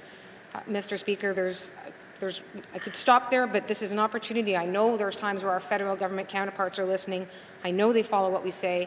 I hope the CRTC follows what we say here, because that is an absolute truth. We're trying to do our part. We need to have private sector involved. We need the federal governments to be involved. These are major investments, major infrastructure investments that are needed, not only to bring fiber, but where fiber is not feasible or realistic, to ensure that they have those satellite systems up and running, that we are notified well in advance when they're not, that to the extent that there are federal regulations around satellite provision, that they are keeping up to date with the realities on the ground. And Mr. Speaker, I think the right things are being said. The right things are hopefully going to be happening. The CRTC, while their formal hearing process is over, final submissions are not. So the opportunity to get our message out is not over, and we will continue to take that opportunity whenever it arises. Thank you, Mr. Speaker. Thank you, Minister. Oral questions. Member for Twin Lakes. Thank you, Mr. Speaker. Mr. Speaker, my questions are for the Minister of Justice. Mr. Speaker, as a mother of 2 children, I can't even imagine what Laura is going through with Frank missing. The feeling of not having any power, and to feel that the RCMP is not doing enough to find her son. So I'm asking the Minister of Justice to commit to contacting to the commanding officer of their Northwest Territories to ensure that the RCMP in Fort Smith have all the staff that they need, any missing persons expertise to continue the investigation to bring Frank home. Thank you. Thank you, member for Twin Lakes. Minister responsible for justice. Thank you, Mr. Speaker. And of course, as everyone knows, I can't direct the RCMP, but I certainly can relay what is being said in the House. And I will say I did speak to the commanding officer about this prior to today, actually. And I know that he is concerned, the RCMP are concerned. I feel for the mother. This is unimaginable. This is every parent's nightmare. And so I think that if I was in the same position, I would also feel that people weren't doing enough. I can't imagine, Mr. Speaker, so my heart goes out. And I appreciate the member's statement as well, her call for people to get out or bring information forward. And I've had this discussion with other MLAs as well. There's rumors out on Facebook. There's lots of talk, but the RCMP needs information. There's someone who knows something. They need to come forward. They need to bring that information forward. Thank you. Thank you, Minister. Oral questions. Member for Twin Lakes. Thank you, Mr. Speaker. Mr. Speaker, I think the Northwest Territories is going through a lot right now, and I think the Minister is going through a lot right now in his own home community. And I think the Northwest Territories continues to be a reactive. We're always reacting to situations. And, we've worked hard in this government to bring the missing and murdered to life and to make actions and calls to actions. And I just want the Minister to follow up with the RCMP on their section of that Section 9 of the calls to action, because is there a way, is there a department that maybe the mother can go to make sure that the investigation is being done properly? And that's what these recommendations calls for, because Indigenous people throughout Canada have continuously been failed. People don't take our word at face value. It just seems like we're not heard, and RCMP needs to hear us, and please, somebody help this mother bring her son home. Thank you. Thank you, Member for Inuvik-Twin Lakes. Minister responsible for Justice. Thank you, Mr. Speaker, and I will certainly raise these issues with the RCMP. We, as the government, have been working on implementing our action plan, our response to the final report on the National Inquiry into Missing and Murdered Indigenous Women and Girls. The Department of Justice has been working on a missing persons legislation. I was hoping to get it done this term, get it introduced, but it's taking longer than we had hoped. There's a bit more work to be done consulting with the RCMP, with other departments, as you know, it's a piece of legislation that impacts a lot of different departments and other pieces of legislation. So, like I said, this is unimaginable for the family. And as the member is correct, there's a lot going on in the territory. Dealing with the wildfires, and the floods, I'm always struck by the fact that life continues to go on. Despite these things that everyone's living through, life continues to go on, and we do need to recognize that people do have these struggles, and we do need to be responsive to them, not just reactive. So I take the member's point. Thank you. Thank you, Minister. Oral questions. Member for Inuvik-Twin Lakes. Thank you, Mr. Speaker. Mr. Speaker, I guess my last question is it's this time of the year. The mother is concerned that there are fires close to that community. It is a time of the year where all the animals are coming out, and you know what? We don't want to think the worst, but the reality is we haven't seen him for a long time, and so is there within his department or any other department that there's funds available somehow to support the family, or more searches within the surrounding area of Fort Smith, and to, with the police and everything? Thank you, Mr. Speaker. Thank you, Member for Inuvik-Twin Lakes. Minister responsible for Justice. Thank you, Mr. Speaker. The Department of Municipal and Community Affairs does have funding. If a community government applies for that funding to initiate or support a search of an area, that is available, and it's my understanding that that has happened, and those funds have flowed to the town of Fort Smith to help support those efforts. Thank you. Thank you, Minister. Oral questions. Member for Framley. Merci, Monsieur le Président. My question is for the Deputy Premier. The establishment policy for the new Department of Environment and Climate Change came into effect on April 1st, 2023. Can the Deputy Premier tell us whether this government acknowledges that the current climate emergency is the result of human activities, and explain why that doesn't appear in the policy? Merci, Mr. Speaker. Thank you, Member for Framley. Deputy Premier. Thank you very much, Mr. Speaker. Mr. Speaker, the Government of the Northwest Territories Climate Change Strategic Framework clearly acknowledges that the climate change is linked to human activities. The definition of climate change in the establishment policy is consistent with how climate change is defined in the Climate Change Strategic Framework, and its broadly accepted definition as well, Mr. Speaker. The establishment policy is intended to be high-level, overarching document that describes the work of the department. And it's important to note that the new department specifically has climate change in its name to reflect the significance of climate change action to the department and the N.W.T. Mr. Speaker, I do want to note that the Standing Committee on Economic Development and Environment reviewed the draft establishment policy and provided feedback in February. Mr. Speaker, concerns about the definition of climate change were not raised at that time. Thank you, Mr. Speaker. Thank you, Deputy Premier. Oral questions. Member for Framley. Merci, Monsieur le Président. I want to thank the Minister for that. I'm raising that concern right now, and it's not in the definition, but let's move on to the next question. Nowhere in the establishment policy it is acknowledged or recognized that climate change in the N.W.T is a crisis or an emergency. And I will tell the Minister that this was raised by standing committee. So can the Deputy Premier tell us whether this government considers climate change a crisis or an emergency for the Northwest Territories? Merci, Mr. Speaker. Thank you, member for Frame Lake. Deputy Premier. Thank you very much, Mr. Speaker. Climate change represents serious and urgent challenges for the Northwest Territories, and the N.W.T takes climate change action very seriously. Mr. Speaker, like, look at us now. We're dealing with wildfires and floods. So, I mean, this is very real to us. The climate change strategic framework, as well as the energy strategy, and their associated action plans are guiding the N.W.T's commitment to address climate change and its impact.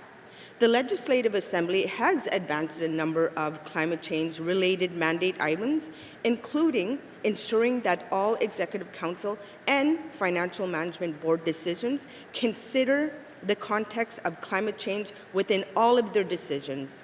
As I noted, Mr. Speaker, adding climate change to the name of the new Environment and Climate Change Department demonstrates the importance that this government places on climate change action.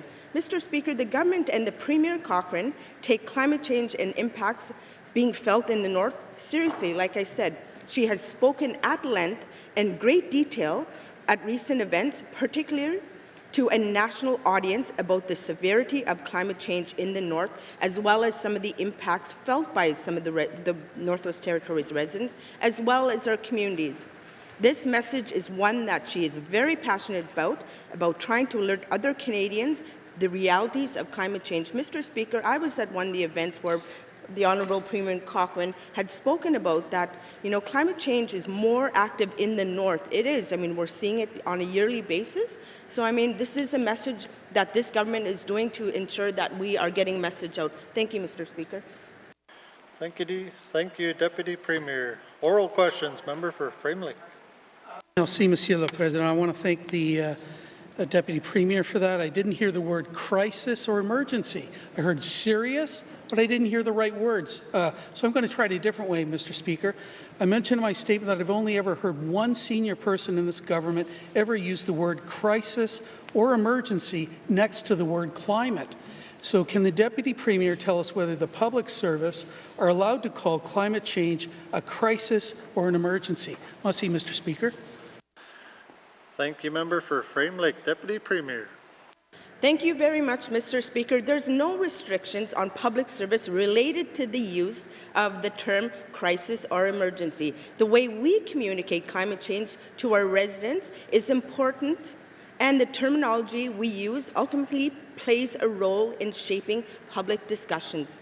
The N.W.T uses climate change generally in our communications because it is commonly accepted and understood by residents. Mr. Speaker, we recognize climate change is a highly political issue. So are the conscience of using the terminology that we could be dismissed or polarized by individuals who are holding very different views. Ultimately, there are a variety of factors, including audience engagement, political sensitivity, that shapes how this government communicates about complex issues, including climate change. Thank you, Mr. Speaker. Thank you, Deputy Premier. Final supplementary, member for Frame Lake. Merci, Monsieur le Président. I want to thank the Minister for that. I just wish that N.W.T would get on board and join one of the 650 other Canadian jurisdictions that have made a climate emergency declaration. So, but in all the debate and public statements I've seen from this government around a carbon tax, I don't ever recall it being clearly linked or described as a tool to fight the climate emergency. So can the Deputy Premier confirm that the real purpose of the N.W.T carbon tax is to reduce greenhouse gas emissions? Merci, Mr. Speaker. Thank you, member for Frame Lake. Deputy Premier. Thank you very much, Mr. Speaker. Mr. Speaker, as I stand here as Deputy Premier, as well as wearing several minister roles, I also have the opportunity to be able to redirect this question to another minister that's able to provide more information on climate change and more specifically to the carbon tax issue. Thank you, Mr. Speaker. I'd like to redirect to the Honourable Caroline Wozniak. Thank you. Thank you, Deputy Premier. Minister responsible for Finance. Thank you, Mr. Speaker. And Mr. Speaker, I am quite happy to confirm while the carbon tax itself remains for us, it's a commitment under the Pan-Canadian Framework of Clean Growth and Climate Change. That's the federal-based system, and that's why we have to continue to adapt ours. In the online annual report that is put out by the Department of Finance on carbon tax, in the message from the minister, it does quite clearly say, from me, the carbon tax is intended to encourage carbon conservation and the substitution to reduce greenhouse gas emissions. So, Mr. Speaker, that's quite clear. There's a number of other. I took the chance to have a quick look at Hansard just to make sure I'm being very clear. And it is important that people realize no one likes paying more taxes, no one likes the carbon tax, but there is a reason behind it. I want to find solutions that will reduce carbon taxes in the North so that we have less reliance on fossil fuel use. That's the point of the carbon tax, is to get people off fossil fuels. And Mr. Speaker, again, I realize we all know that that's difficult in the North, but nevertheless, on another occasion, I had the chance to say, we don't want to be on fossil fuels. It is not helping the climate. It's expensive. It's not the way of the future. Fundamentally, this is what we need to do. So semantics or not, Mr. Speaker, we do need to find a pathway off of fossil fuels. And the last one, just to make sure that we're very clear, Mr. Speaker, I think is when we had some federal ministers visiting us here. We want them to see the lack of alternatives. If there's federal money, that it can start to come here so we get off fossil fuels. We need to do that for climate change reasons. We need to do that for the cost reasons, but we need to do it because it's the right thing to do. Thank you, Mr. Speaker. Thank you, Minister. Oral questions. Oral questions. Member for Tune-Day-Welde. Thank you, Mr. Speaker. Mr. Speaker, earlier this year, the Tsukete First Nation purchased the Frontier Lodge just outside their community. It's a lodge that will be able to provide employment and training and opportunities for the First Nation. And it's managed by Corey Myers, who's the general manager for Frontier Lodge. And already, as you know, the lodging industry here in the Northwest Territories is full swing right now. And I just want to mention that the lodge, Corey Myers received a letter from the Health and Social Services Department talking about the current water system they have is no longer acceptable by the N.W.T. Mr. Speaker, this is a concern to the Chief and Council in Tsuke, and I know Mr. Myers has been working diligently with the Minister of ITI, and they've been making some good progress in some areas, and they have a really good relationship. But right now, as it is, it's concerning now that the lodge is may be forced to either close if the system is not upgraded right away. And we need to take a look at the system, and we need to work together with Mr. Myers, Chief and Council, ITI, and the Health Minister, Ms. Julie Green there, and if we could work together in trying to figure this out so that some of these barriers we could work around and still provide employment and training to our people in our communities. And so anyways, I just want to maybe just ask some questions to the minister. Can the ITI minister tell me how many remote lodges were told that they must significantly upgrade their water treatment system before being granted essential operating permits? Thank you, Mr. Speaker. Minister. Thank you, Member for Tune-Day-Welde. Deputy Premier. Thank you very much, Mr. Speaker. Mr. Speaker, I'd like to redirect the question to Minister Julie Green. Thank you, Mr. Speaker. Thank you, Deputy Premier. Minister responsible for Health and Social Services. Yeah, thank you, Mr. Speaker. Mr. Speaker, water regulations are under the Department of Health and Social Services.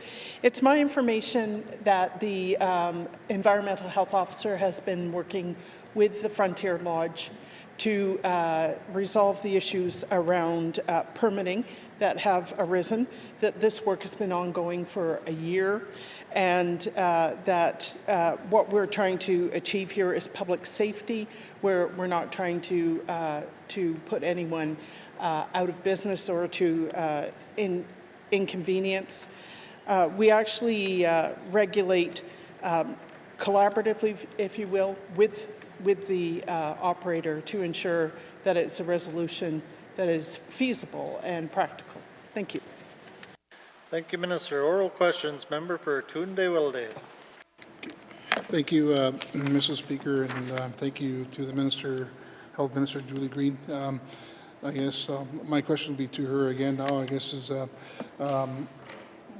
in terms of, can you also explain what have changed since last summer when Frontier Lodge was granted their food establishment permit that makes their existing water treatment system adequate now? That'd be the question to the Health Minister. Thank you. Thank you, Member for Tunde-Wilde, Minister responsible for Health and Social Services. Thank you, Mr. Speaker. Mr. Speaker, the regulations haven't changed in more than a decade, but the information available about the water system has changed, and that's why we're on a different footing now than we were a year ago. Thank you. Thank you, Minister. Oral questions. Member for Tunde-Wilde. Thank you, thank you, Mr. Speaker, and thank you, Minister. Mr. Speaker, other remote lodges continue to operate with their existing water treatment system. Can the Minister explain why Frontier is not being given the same opportunity? Thank you. Thank you, Member for Tunde-Wilde, Minister responsible for Health and Social Services. Thank you, Mr. Speaker. It's true that some small lodges are exempt from the water system regulations. However, Frontier is not a small lodge. It's more the size of Blatchford Lodge. And so the water system requirements are different for Frontier than they would be for a smaller lodge. Thank you. Thank you, Minister. Final supplementary. Member for Tunde-Wilde. Yep, thank you, Mr. Speaker. Can the Minister provide a reasonable explanation for the lack of consultation with the remote lodges with no communication between her department and Health and Department to properly assess the impacts of these changes to regulations before Health and Social Services started enforcing new water treatment standards? Thank you, Mr. Speaker. Thank you, Member for Tunde-Wilde, Minister responsible for Health and Social Services. Thank you, Mr. Speaker. Mr. Speaker, as I mentioned, the regulations themselves haven't changed, and the department is working with the operator to resolve the situation around the permits. And so I encourage the MLA to transmit that message to the operator. I certainly don't want to see them lose a season of business.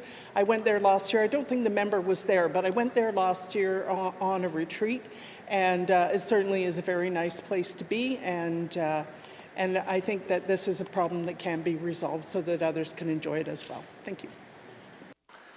Thank you, Minister. Oral questions. Oral questions. Member for Great Slave. Thank you, Mr. Speaker. My questions are about water, but in a different area. I am going to ask the ITI Minister about the fish plant.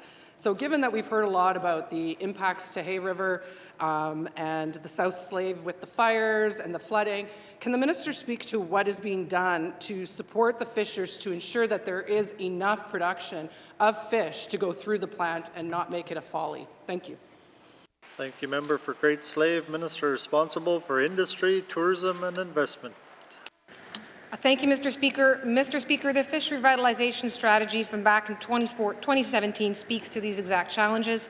Unfortunately, rather than seeing production go up from the time of 2017, production has only continued to go down. We are nowhere near hitting our quota on the lake, and it certainly is going to impact the fish plant. There's no secrets to that, Mr. Speaker.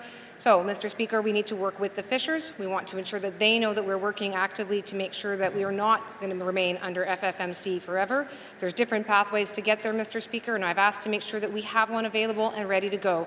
We've been hoping the federal government would help us provide that path. It hasn't happened, so we're going to have to chart our own way through. In the meanwhile, Mr. Speaker, we continue to provide direct supports to the industry. There's shipping and freight supports. There's seed money to support having infrastructure available, new boats, etc., to support some of those costs. And Mr. Speaker, again, but really it's wanting to ensure that there's an entire commercial fish program, Mr. Speaker, that has different supports available to them. Perhaps I'll stop there, lest I go too long, but I do want to acknowledge that we certainly are aware of this and want to ensure that the commercial fish production, any subsidies are tied to ensuring that we're getting those production numbers up. Thank you, Mr. Speaker. Thank you, Minister. Oral questions. Member for Great Slave. Thank you, Mr. Speaker. I appreciate the minister being brief. There's been a lot of minister statements in QP today. My next question has to do with that support for the fishers. It's my understanding out of a recent meeting there is a long list of unmet obligations by the Department of ITI with respect to the fishers and the fish plant. So can the minister speak what is being done to meet those action items that were discussed with the fishers and ensuring that they have a healthy fishery? Thank you. Thank you, Member for Great Slave. Minister responsible for ITI. Thank you, Mr. Speaker. Mr. Speaker, I was recently in Hay River. I attended there with the Deputy Minister and Assistant Deputy Minister. We sat down together with fishers and with representatives from the Tucho. It was, I believe, a very productive meeting, Mr. Speaker. It gave us the opportunity to have action items. Mr. Speaker, I think we need to want to be realistic. I know that the fishers have also been evacuated from their homes, from their communities, and from a critical time when they should be preparing to open the summer fishing season. That certainly has no doubt interrupted some of the back and forth necessary to move forward.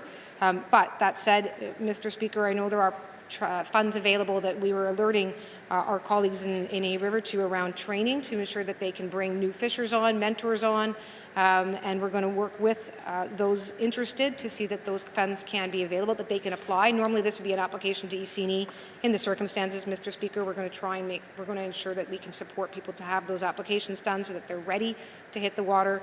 Mr. Speaker, I'm following on those action items myself. It's not been that long, and there's been an evacuation. But as far as making sure that they're going to be moving forward, Mr. Speaker, that is why they are reduced down to an action item list that gets passed around between the parties. Thank you, Mr. Speaker. Thank you, Minister. Oral questions. Member for Great Slave. Not sure I would have called that answer brief, but I do appreciate the minister's response. Can the minister tell me whether or not she thinks it's appropriate for her staff to be going outside lines of communication and contacting fishers directly?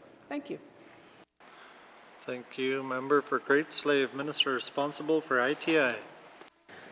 Thank you, Mr. Speaker. I guess I don't know what the lines are of communication that look to have been breached, but Mr. Speaker, the job of officials in ITI is to be in direct contact with fishers all around the lake, and I would expect them to continue to be in contact with fishers all around the lake. Thank you, Mr. Speaker. Thank you, Minister. Final supplementary. Member for Great Slave. I find that quite an interesting answer, Mr. Speaker, given that I've been CC'd on the correspondence between the minister and the fishers regarding this exact situation. There is a line of communication that comes from dealing with entities that have executive directors, that have managers, etc., and to go outside of that to other people within that organization to circumvent or undermine the leadership is inappropriate, Mr. Speaker. The minister needs to get her staff under control. I will leave it as a comment. Thank you. Thank you, Member for Great Slave. Give the minister opportunity to respond. Thank you, Mr. Speaker. Mr. Speaker, I have a great deal of confidence in the staff of ITI. They are dedicated to the fish revitalization strategy. They are dedicated to the relationship they have with fishers and dedicated to the relationship they have with fishing organizations, including the Tucho and including the Fish Federation. So, Mr. Speaker, I will, on behalf of all the staff and the public servants who've may have been listening just now, I do want to say that I have confidence in their skills. I want to encourage them to continue working in this industry, and all of us are going to be on the path to revitalizing the industry. Thank you, Mr. Speaker. Thank you, Minister. Colleagues, I'd just like to remind you to respect the rules of the chamber. Thank you. Member State oral questions. Oral questions. Member for Decho. Let's see, Mr. Speaker. Mr. Speaker, my original questions were geared for the MACA minister, and unfortunately, or fortunately for him, he's not in the House for the next couple of days. However, I do have questions for the housing minister. I understand there were several public housing units operated by Housing N.W.T. on the reserve, on KFN, all who had to evacuate. My question is, what arrangements were made to accommodate these evacuees to find suitable temporary accommodations in other communities? Merci. Thank you, Member for Decho, Minister responsible for Housing N.W.T. Thank you, Mr. Speaker, and thank you to the member for his question. We do work with the emergency management team as well. So with those evacuees for public housing on the Hetla-Dichi Reserve, they were encouraged to come here to Yellowknife to the emergency centres. And with that, we did follow up with the public housing tenants as well, and we're trying to find suitable accommodations for their return back to Hetla-Dichi. Merci, Mr. Speaker. Thank you, Minister. Oral questions. Member for Decho.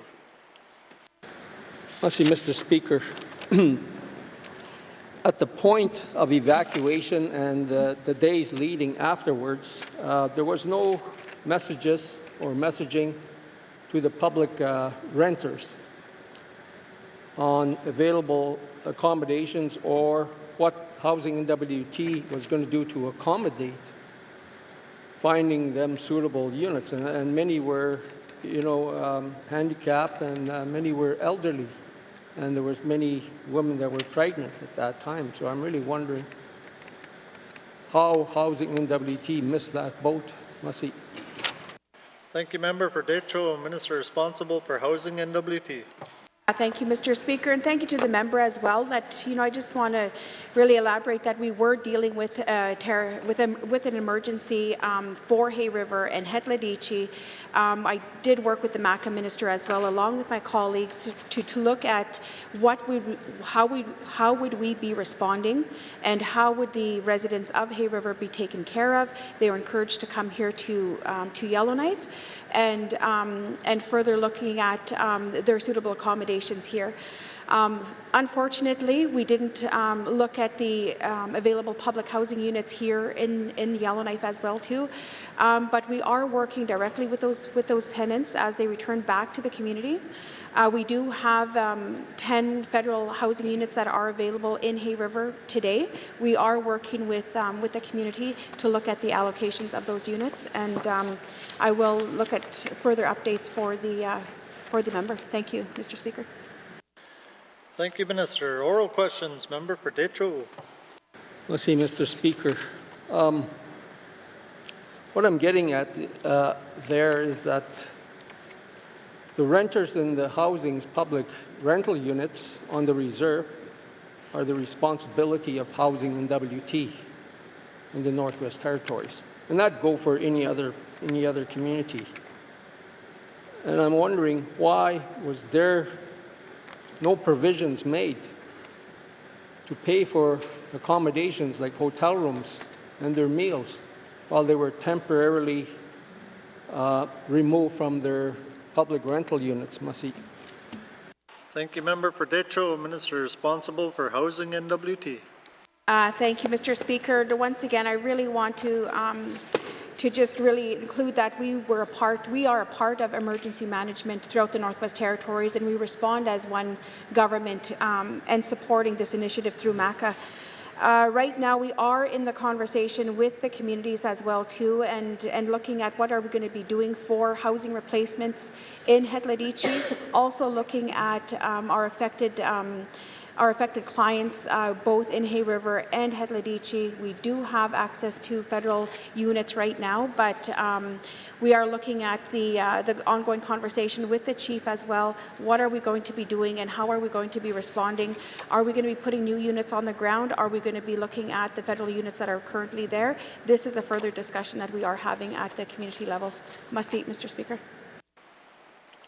Thank you, Minister. Final supplementary. Member for Decho. Merci, Mr. Speaker, and merci to the Minister for those answers. There have been about 4 of the public units that were burnt and also 5 seniors' homes on the Beaver Road.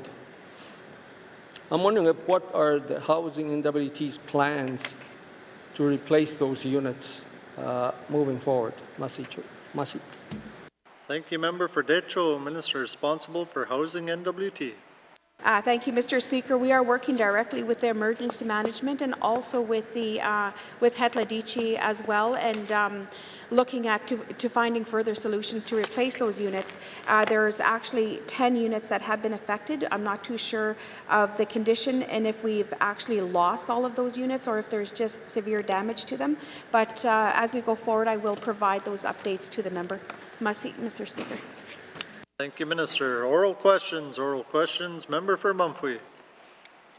Thank you, Mr. Speaker. Mr. Speaker, will the minister commit to following the best practices of other jurisdictions and ensure that the ownership of all privately held corporations is made known through access through the corporate registry search? Thank you. Thank you, Member for Mumphrey. Minister responsible for Justice. Thank you, Mr. Speaker. So corporate registries is publicly available. Anyone is able to search the corporate registries. It's a free search.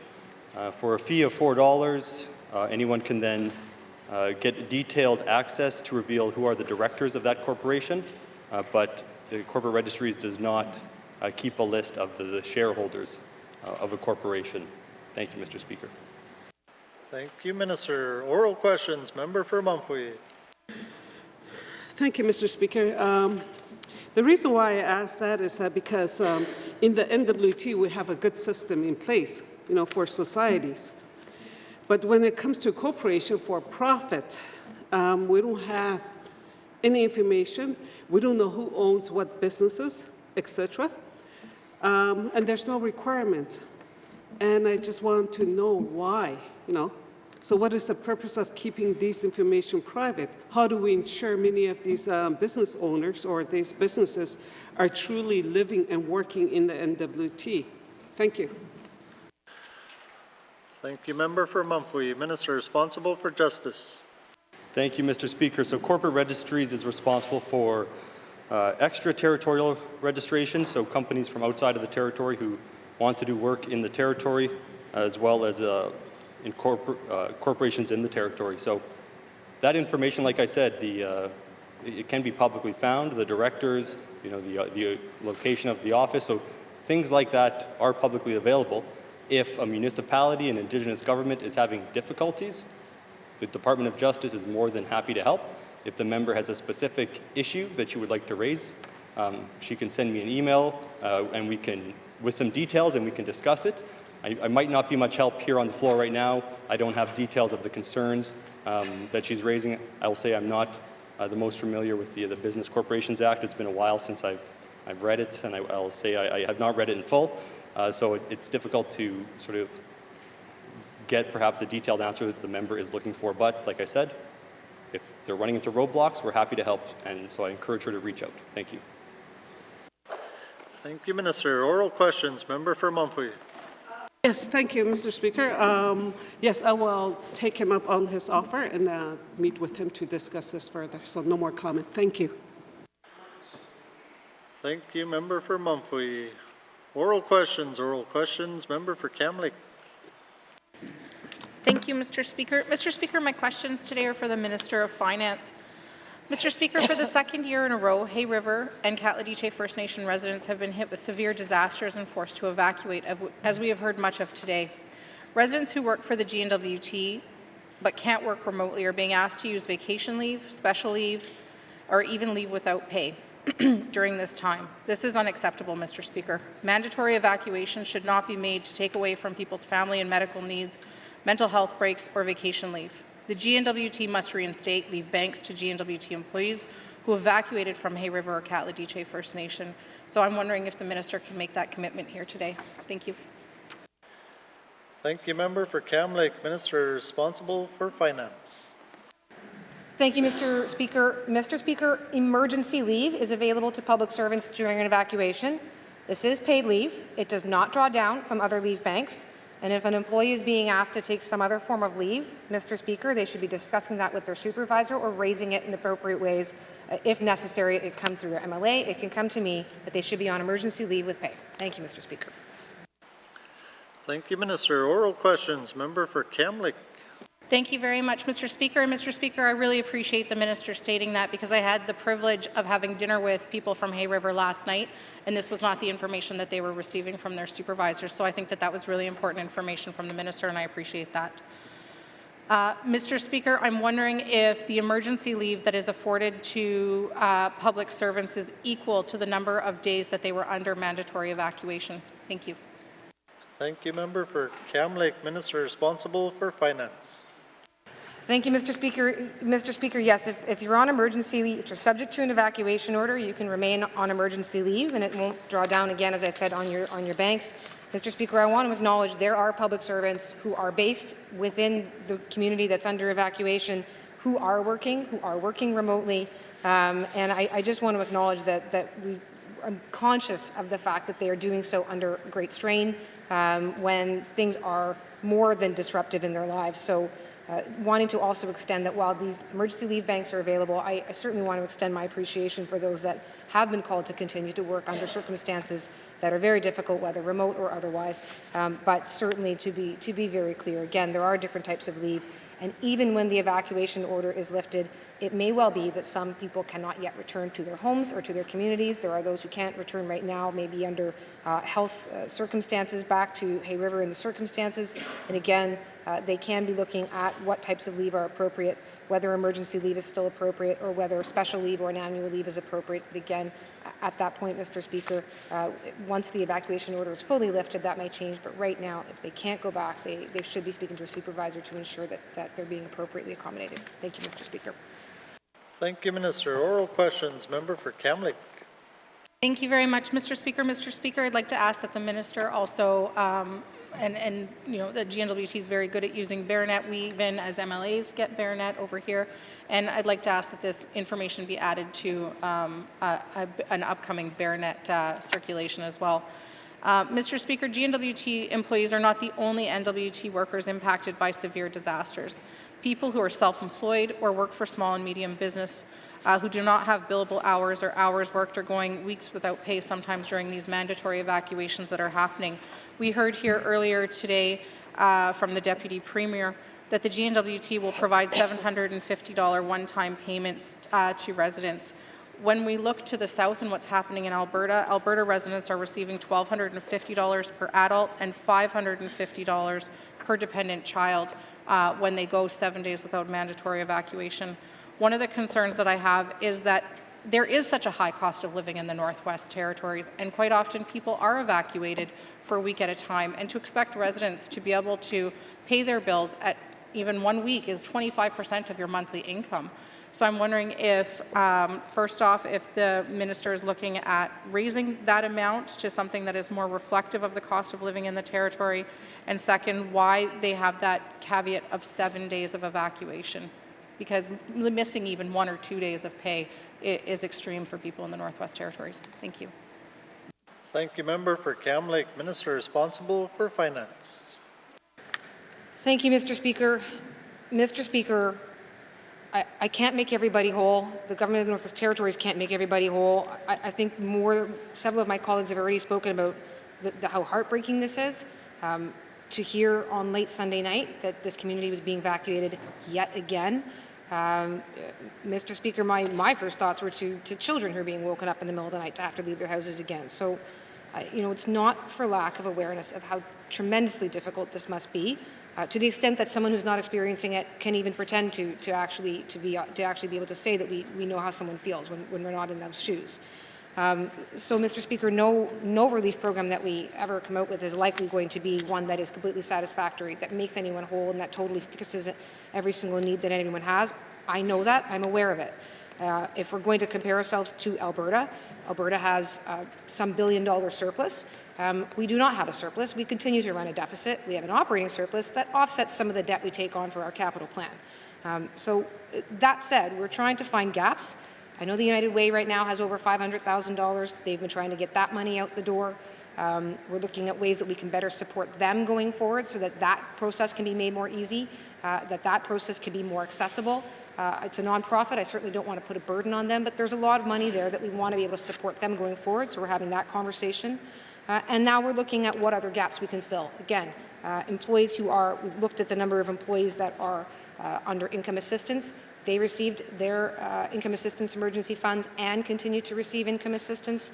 Looked at what the employment demographics are, who are N.W.T public servants, again, emphasizing they are on emergency leave. They don't have to draw down their banks. So trying to make do with the resources that we have, with the public dollars that we have available to us, to try to fill some gaps, and that's how we landed on the program that we have here, to try to fill up for anyone that is seeing an income disruption, that they can have a top-up, take a bit of the pressure off for them, and that has been the goal that we've tried to achieve. We landed on the $750, looking at what the emergency funds that are provided to income assistance clients, so we're trying to be fair across the board to the different types of programs available. That's how we landed on that one, Mr. Speaker. Thank you. Thank you, Minister. Final supplementary, member for Kamloops. Thank you, Mr. Speaker. Mr. Speaker, I hear the empathy from the minister, and I also hear the acknowledgement from ministers and members on kind of the cumulative impacts of having to evacuate, as the MLA for Hay River North said earlier during their member statement, 2, 3, 4 consecutive years here going on with disasters from the impacts of climate change. And so we're just going to continue to see more of them. We also heard the MLA for Yellowknife North today during their member statement speak about how the fire is only 6 kilometers away right now. And so people may very well return home for a few days and be evacuated again. So my next question and my last question for the minister is, if that is the case and they are re-evacuated to Yellowknife, will they again be eligible for that subsidy if the evacuation order lasts another 7+ days? Thank you. Thank you, member for Kamloops. Minister responsible for finance. Yes, Mr. Speaker. Mr. Speaker, the minute there's another evacuation, all of the things start to happen again. The N.W.T provides, firstly, obviously, the cost of fighting the fire, and again, commendations to all those who've been doing so tirelessly 24/7 now for over a week. Mr. Speaker, we also will be providing, again, emergency transportation, emergency sheltering, emergency relief in terms of food, toiletries, some basic necessities. And perhaps what we've now observed is that a lot of people don't want to come to Yellowknife. I appreciate that. We do now have also the community government hosting grant through MACA to try to support communities around the lake who've been stepping up and stepping in. So that supports will be available again. And Mr. Speaker, any community that is affected by a 7-day or longer order will now be subject to this policy. That, again, is part of trying to get, it's a policy that was developed in the space of days by public servants who are also being asked to address some of the other needs and emergencies. We've done our best to try to make it clear, accessible, and Mr. Speaker, it'll be available going forward. Thank you. Thank you, member. Thank you, Minister. Oral questions, member for Thabacha. Thank you, Mr. Speaker. Mr. Speaker, 2 days ago on May 23rd, I went to Northwest Tel, which is owned by Bell in the Northwest Territories, to help a Hay River evacuee pay for their phone bill because it was going to be cut off. Northwest Tel told me they don't do Bell payments there, even though they are owned by Bell. They told me I had to go to the bank. This is a very important issue, especially in light of the various natural disaster emergencies that the N.W.T has experienced in recent days and years. Does the minister agree that this is not okay? Thank you, Mr. Speaker. Thank you. Member for Thabacha, Minister responsible for finance. Thank you, Mr. Speaker. Mr. Speaker, I certainly feel for any residents right now that are anywhere in the South Slave dealing with some variety of natural disasters or any other personal circumstances. I'm not going to be in a position to speak to whether or not Northwest Tel and Bell need to sort out their billing in a different way. I can certainly raise it to the counterparts at Northwest Tel that I do meet with on occasion and see if there is a path forward, or perhaps try to support providing some information about online banking opportunities. And if that's some supports there for this person. If they're a business, they may be able to access some help in terms of getting themselves set up online. Thank you, Mr. Speaker. Thank you, Minister. Oral questions. Member for Thabacha. Mr. Speaker, in addition to natural disaster emergencies, there's also a major concern about the lack of cell phone infrastructure on all N.W.T highways. Between Fort Smith and Hay River, there are no cell services. Between Betchico and Yellowknife, there are no cell phone services. And in the last 2 weeks, there have been at least 2 traffic-related fatalities near Enterprise and Betchico. So if there were broader cell phone services across the N.W.T, there is a chance that those tragedies could have been prevented. Does the minister agree? Thank you, Mr. Speaker. Thank you, Member for Thabacha. Minister responsible for Finance. Thank you, Mr. Speaker. Mr. Speaker, I think we're on a slightly different line right now than paying bills, but Mr. Speaker, with respect to telecommunications services across highways, that again is a one where all of Canada and all of rural and remote Canada struggles with this. I have certainly looked at many a map that shows the coverage for telecommunications.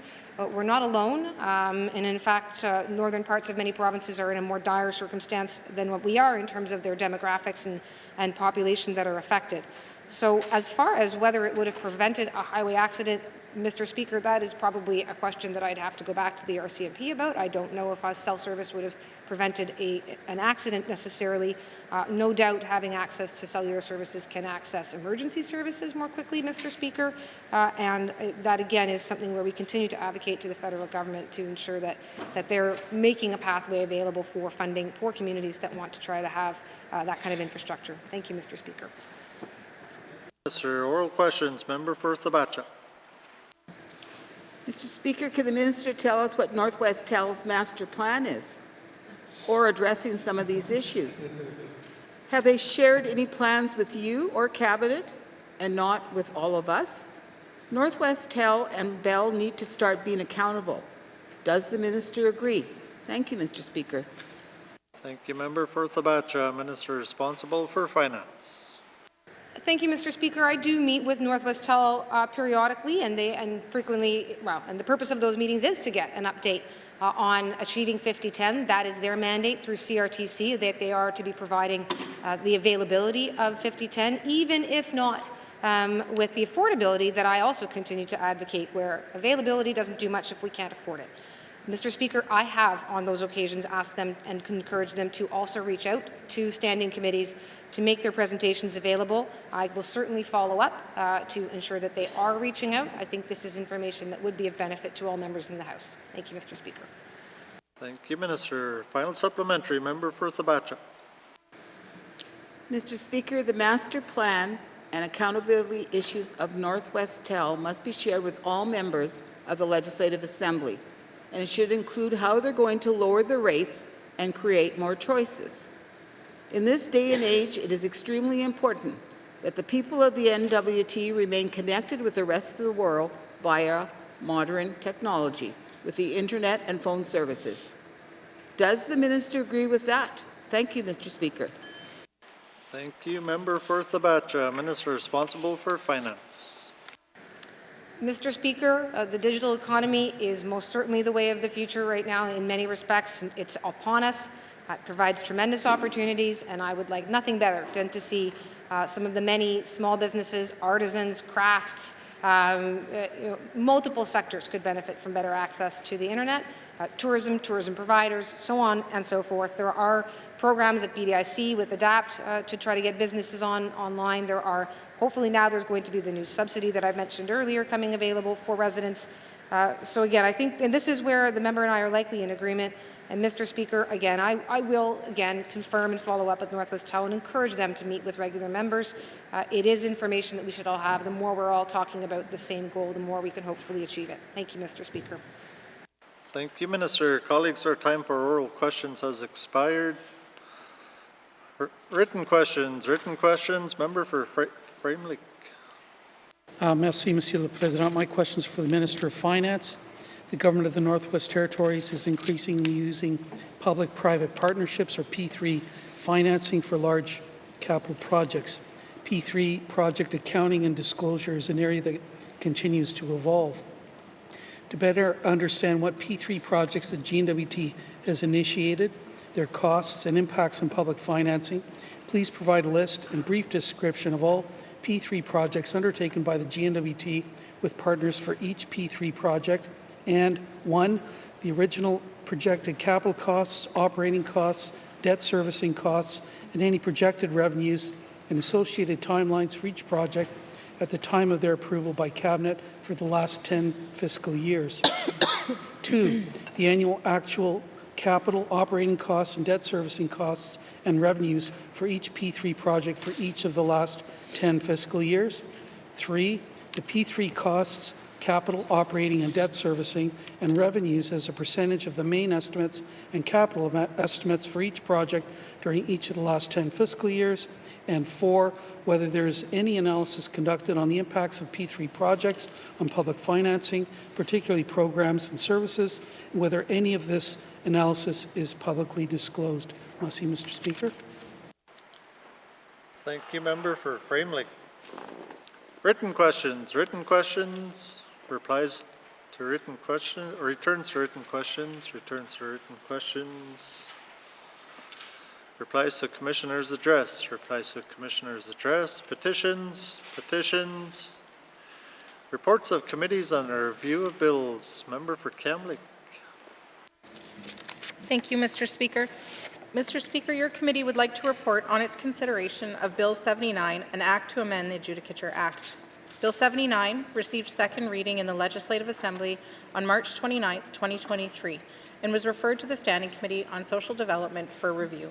The Standing Committee held a public hearing on May 10, 2023, and completed its clause-by-clause review of the bill with the Minister of Justice on May 24, 2023. Mr. Speaker, the committee reports that Bill 79, an act to amend the Adjudicature Act, is ready for consideration in Committee of the Whole. Thank you, Mr. Speaker. Thank you, Member for Kamloops. Reports of committees on the review of bills, reports of standing and special committees. Tabling of documents, Minister responsible for Education, Culture and Employment. Mr. Speaker, I wish to table the following 3 documents. Revised 2022-2023 Commission Scolaire Francophone Territoire du Nord-Ouest Operations Budget, submission of the 2022-2023 Tlicho Community Services Agency Capital Budget, and follow-up letter for oral question 1353-19(2), impacts of COVID-19 on education. Thank you, Mr. Speaker. Thank you, Minister. Tabling of documents, Minister responsible for Industry, Tourism and Investment. Mr. Speaker, I wish to table the following document, Annual Report 2022-2023, Office of the Regulator of Oil and Gas Operations. Thank you, Mr. Speaker. Thank you, Minister. Tabling of documents, Member for Thabacha.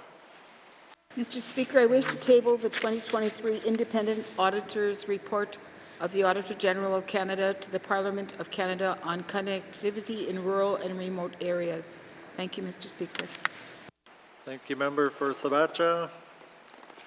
Tabling of documents, Notices of motion, Member for Kamloops. Thank you, Mr. Speaker. Mr. Speaker, I give notice that on Monday, May 29, 2023, I will move the following motion. Now, therefore, I move, seconded by the Honourable Member for Saw 2, that the Legislative Assembly recommends the appointment of Mr. Toby Kruger as Law Clerk and Ms. Sandra McKenzie as Deputy Law Clerk as recommended by the Board of Management, and further that the Speaker be authorized to communicate the effective date of the appointment to the Commissioner. And Mr. Speaker, at the appropriate time, I will be seeking unanimous consent to deal with this motion today. Thank you, Mr. Speaker. Thank you, Member for Kamloops. Notices of motion, Motions, Member for Kamloops. Thank you, Mr. Speaker. Mr. Speaker, I seek unanimous consent to deal with the motion I gave notice of earlier today. Thank you, Member for Kamloops. The member seeking unanimous consent to deal with the motion today. Are there any nays? There are no nays. Member for Kamloops. Thank you, Mr. Speaker. Mr. Speaker, appointment of Law Clerk and Deputy Law Clerk. Whereas Section 54, Brackets 3 of the Legislative Assembly and Executive Council Act provides that the Commissioner on the recommendation of the Board of Management, approved by motion of the Legislative Assembly, shall appoint a law clerk. And whereas the current law clerk to the Assembly, Ms. Sheila McPherson, has been appointed as a Justice of the Supreme Court of the Northwest Territories after more than 25 years of outstanding service and dedication to the Assembly. And whereas members of this Legislative Assembly wish to publicly recognize and thank Ms. McPherson for her service. And whereas Mr. Toby Kruger has served as Deputy Law Clerk to the Assembly. And whereas the Board of Management has passed a motion recommending the appointment of Mr. Toby Kruger as Law Clerk and the appointment of Sandra McKenzie as Deputy Law Clerk.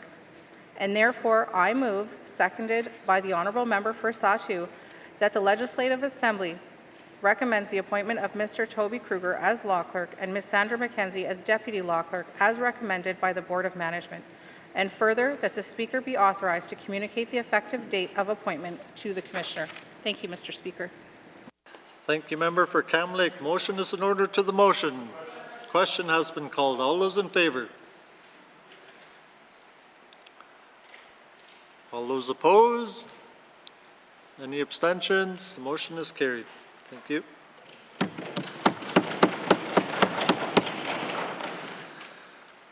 Motions. Notice is a motion for the first reading of bills. Notice is a motion for the first reading of bills. Member for Cam Lake. Thank you, Mr. Speaker. Mr. Speaker, I give notice that on Monday, May 29th, 2023, I will present Bill 90, an act to amend the Legislative Assembly and Executive Council Act No. 5, to be read for the first time. Thank you, Mr. Speaker. Thank you, Member for Cam Lake. Notice is a motion for the first reading of bills. Member for Frame Lake. Merci, Monsieur le Président. I give notice that on Monday, May 29, 2023, I'll present Bill 91, an act to amend the Petroleum Products and Carbon Tax Act No. 2, to be read for the first time. Merci, Mr. Speaker. Thank you, Member for Frame Lake. Notice is a motion for the first reading of bills. Notice is a motion for the first reading of bills. First reading of bills. First reading of bills.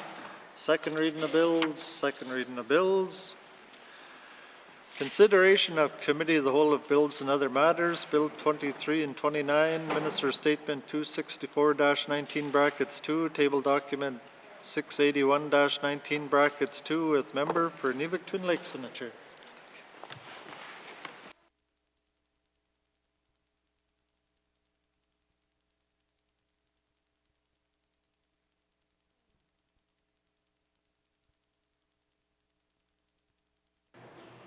I now call Committee of the Whole to order. What is the wish of committee? Member for Frame Lake.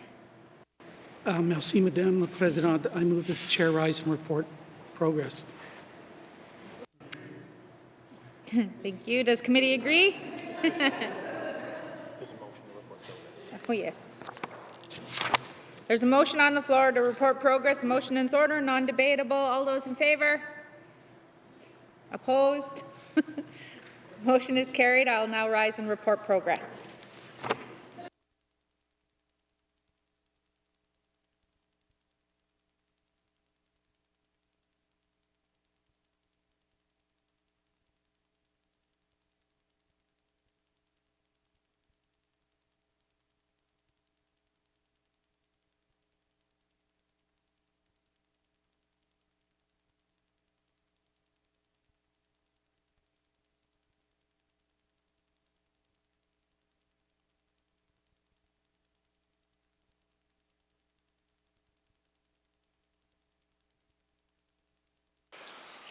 May I please have the report of Committee of the Whole. Member for N.W.T. Lakes. Mr. Speaker, your committee has been considering Bill 23, Bill 29, Minister Statement 264-19 brackets 2, and Table Document 681-19 brackets 2, and would like to report progress. And Mr. Speaker, I move that the report of the Committee of the Whole be concurred with. Thank you, Member for N.W.T. Lakes. Do you have a seconder? Member for N.W.T. Lake. All those in favour? All those opposed? Third reading of bills. Third reading of bills. Mr. Clerk, orders of the day. Thank you, Mr. Speaker. Orders of the day for Friday, May 26, 2023 at 10 a.m. prayer, minister statements, member statements, returns to oral questions, recognition of visitors in the gallery, acknowledgements, oral questions, returns to written questions, replies to the Commissioner's address, petitions, reports of committees on the review of bills, reports of standing and special committees, tabling of documents, notices of motion, motions, notices of motion for first reading of bills, second reading of bills, Bill 64, consideration in committee of the whole of bills and other matters, Bills 23 and 29, Minister Statement 264, table document 681, report of committee of the whole, third reading of bills, orders of the day. Thank you, Mr. Clerk. This House stands adjourned until Friday, May 26, 2023 at 10 a.m.